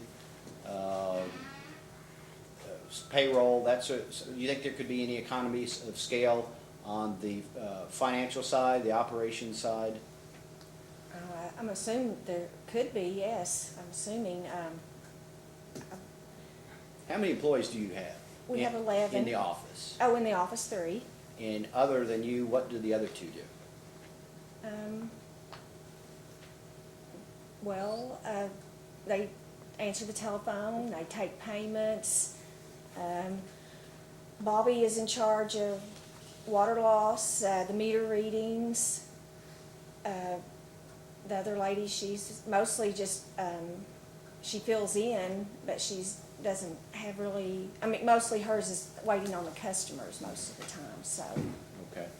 You said take care of water loss, you mean doing the water loss reports? Yes, the field men will fill out the water loss report, but then it still has to be typed up. She has to get all the information together off of timesheets and work orders, and then she'll write down whatever they have put on there to give them an estimate of, when they put like 2 gallons a minute or 5 gallons a minute on a leak or something like that, or how long they flushed. And then it's all there for them, and then however they calculate whatever they do, and then she types up all that information, when it's completed, and then it's submitted. I'm sure you've seen some of those in the minutes and stuff that was submitted, so. There's been testimony about several occasions on which the district had to expend funds for catastrophic failures of creek crossings. What's the source of the funds the district drew upon to pay for that? Well, we had it in our, Sufficient?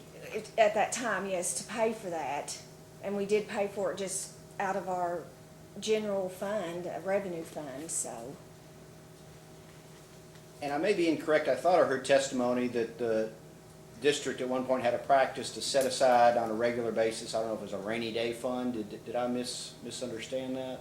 We did used to be able to do that, but we've not done that for a while now, so. Okay. Is there still such a fund in existence, or has it been exhausted? It was exhausted. It's kind of considered an equipment fund maybe, but we've not put money in that for several years now, I don't think. So, and that was, a lot of times that was to buy a new truck if one quit working or something like that, so. We've also heard testimony about the district's plans to purchase 100 meters a month, and then that ran into the fact that you didn't have the money to do that. So could you please provide some details about that transaction or that Okay. situation? I get all the invoices, and I got an invoice for 75 meters. I guess that was the first set. And I got the bill, and then down at the bottom it said 100, and it said like July 15th, 100, August 15th, and I'm not sure, but it was around the middle of the month, and then it went on down through there. And so I did ask Mr. McDaniels, and he said yes, he had, that we were supposed to get these meters every month. And at that point, I asked him how he was going to pay for all of that.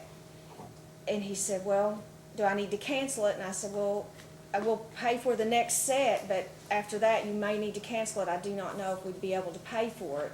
And to talk to the board at our next board meeting, which would be next Wednesday, so. And Mr. McDaniels, at that point, was functioning as general manager, or? He is maintenance supervisor. Okay, it's the same Mr. McDaniels? Yes, it is, yes. What was the cost of the 75 meters or the 100 meters? I'm thinking the 75 was about 16,000, I think. I'm thinking, okay. When the decision was made that had to be canceled, are you aware if there was any financial penalties, or was there a contractual obligation to continue purchasing? I do not know that. First I'd heard of a contract was when Jimmy just said that. I did not realize that. So I do not know if there's a penalty or not. I don't know. I don't even know for sure if it's been canceled or yet or not, for that matter. I just made a suggestion at that point. You so. haven't seen a bill come through from No, I them haven't saying seen you any owe more. X because you No, canceled I have not them? seen anything. And we work with Neptune, that's who we purchase our meters, and I don't know if they would charge us or not. I can't say one way or the other, but that's where we Presumably- purchased all of our stuff for meters from, so.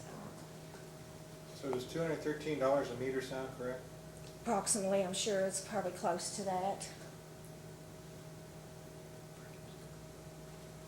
So he was making a commitment for $341,000? I guess, if that's what that comes out to. Times 1,600, that's what it comes out to be, $341,000. Yeah, I'm not sure how many he, I would have that invoice. I don't remember how many was down through there. I mean, I could get that to you if you need that, but I do not know offhand. No, Okay.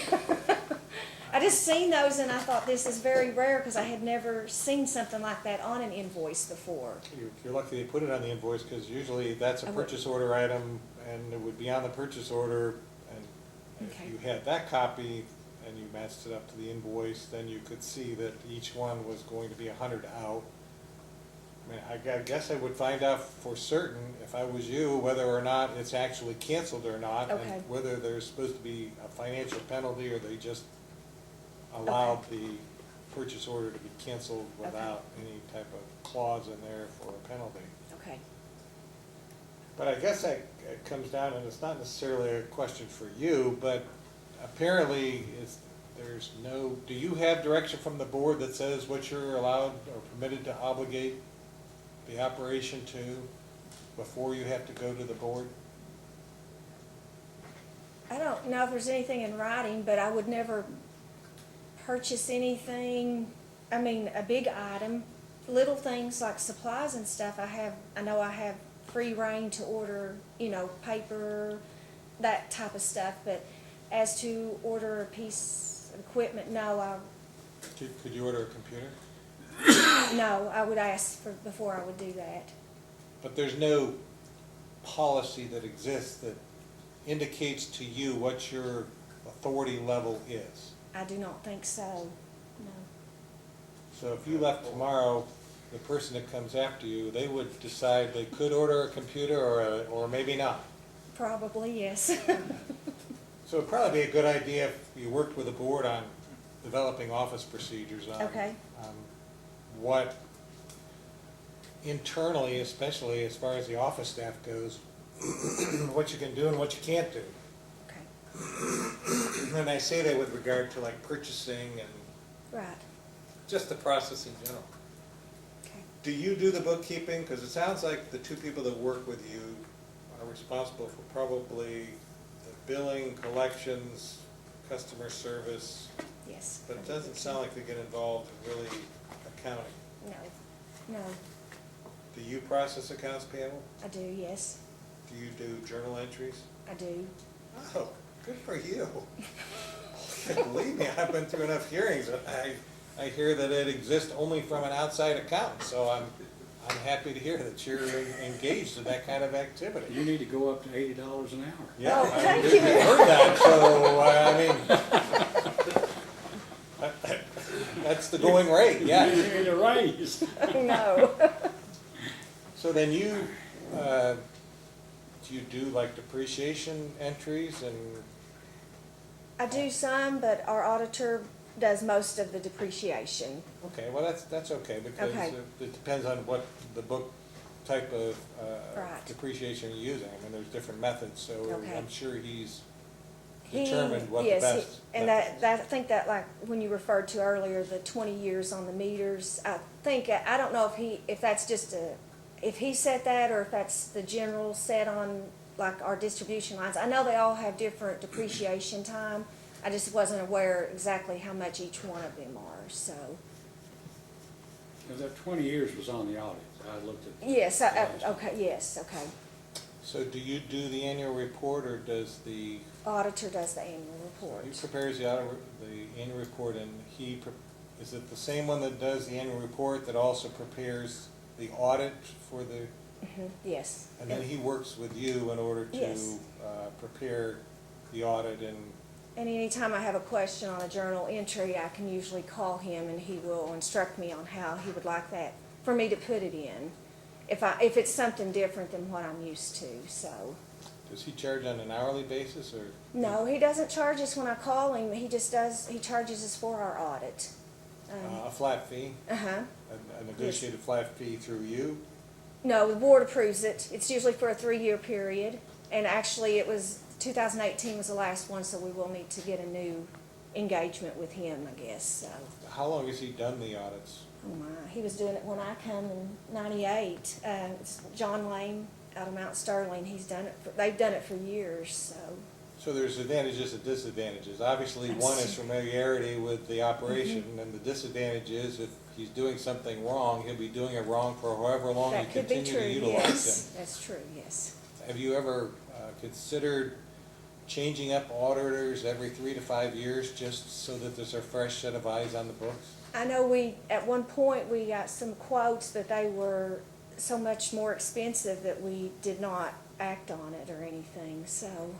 Do you know how long ago that was? It's been many years now. So maybe, just for comparison purposes, okay, if nothing right. else, just request a proposal Okay, for bid and see what they come Okay. back with. But he does not charge for any of the, he's never charged for a phone Consultations? call that I've given to him, no, he has not.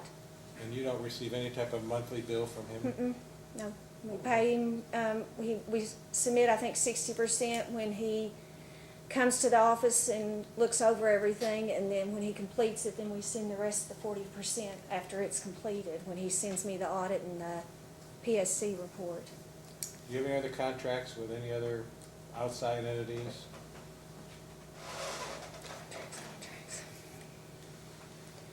Are you talking like, For example, do you have an attorney besides Mr. Wuchler? yes, we have Roger Hall. And are his fees laid out in a, It's just set at $500 a month. so he's on a retainer? He's on a retainer, yes. Does he ever bill above and beyond the $500? We've had a few things when he has to go do, like deeds, or if we Special have, item? if we have litigation, he would charge also, a So- different fee. I mean, besides the 500. Does he provide some kind of an hourly Yes, he does. schedule? Yes, And he then you does. just Then the match board that up? approves it at the meeting, and then we pay it, so. Well, it sounds like you have a handle on things. It's refreshing, I have to admit. We're on the 10th out of 11, and there's finally somebody that works in an office that actually does accounting. It only took till almost 5 o'clock on Wednesday night. I don't have any other questions. Thank you. You're welcome. Are you finished?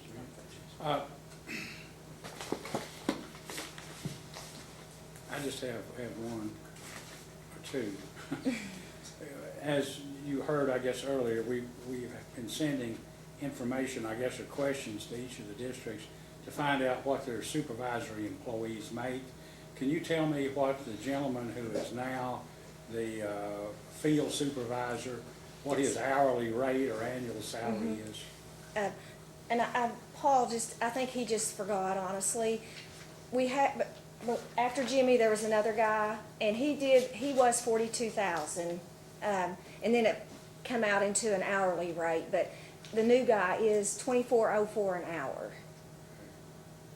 And how many hours, I mean, does he get overtime? He Is does it get something- overtime, yes. He hadn't been there long enough for you to know how that'll translate into an annual. No, I do not, no, because October was when he started. Now, I hate to, I want to embarrass you, but how much do you It's just make? 24.04, Oh, you make 24.04, and so does the other person? yes. All right, thank you. You're Pay welcome. equality. Yep, We want you to boost it to 80. I heard that. And even one of That's the what board we're paying members these was here. outside guys to do the same thing. All right, Mr. McNeil, question? Chairman, I don't have any questions. Mr. I Wood? have no questions. Anything else, Mr. Clark? questions. May this witness be excused? Yes. We have data requests, right? We do. So when, Mr. Park, will you be able to complete and send to Mr. Wutcher your data I requests? can get them out by Friday. Friday? Mr. Wutcher, how much time do you need? Based on, except for the Question related to the development of a plant for the meter testing, which I don't know how much time. I would suggest a week. If we need additional time to respond to that one, we will make a request for that. But I think we can answer. I don't have a calendar, I don't know what, week is that 25th, 26th, something like that? Yeah, I did 1926 or the August 2nd, gave the other group Yeah, August 26th. 2nd, but I think I gave the option of July 26th. Why don't you give Mr. Butcher August 2nd too, and just make it, I'll give you enough time. That would be fine. He's thorough, it takes long. Well, he is thorough, you know. All right, okay, if there's nothing else, then this hearing is adjourned, thank you.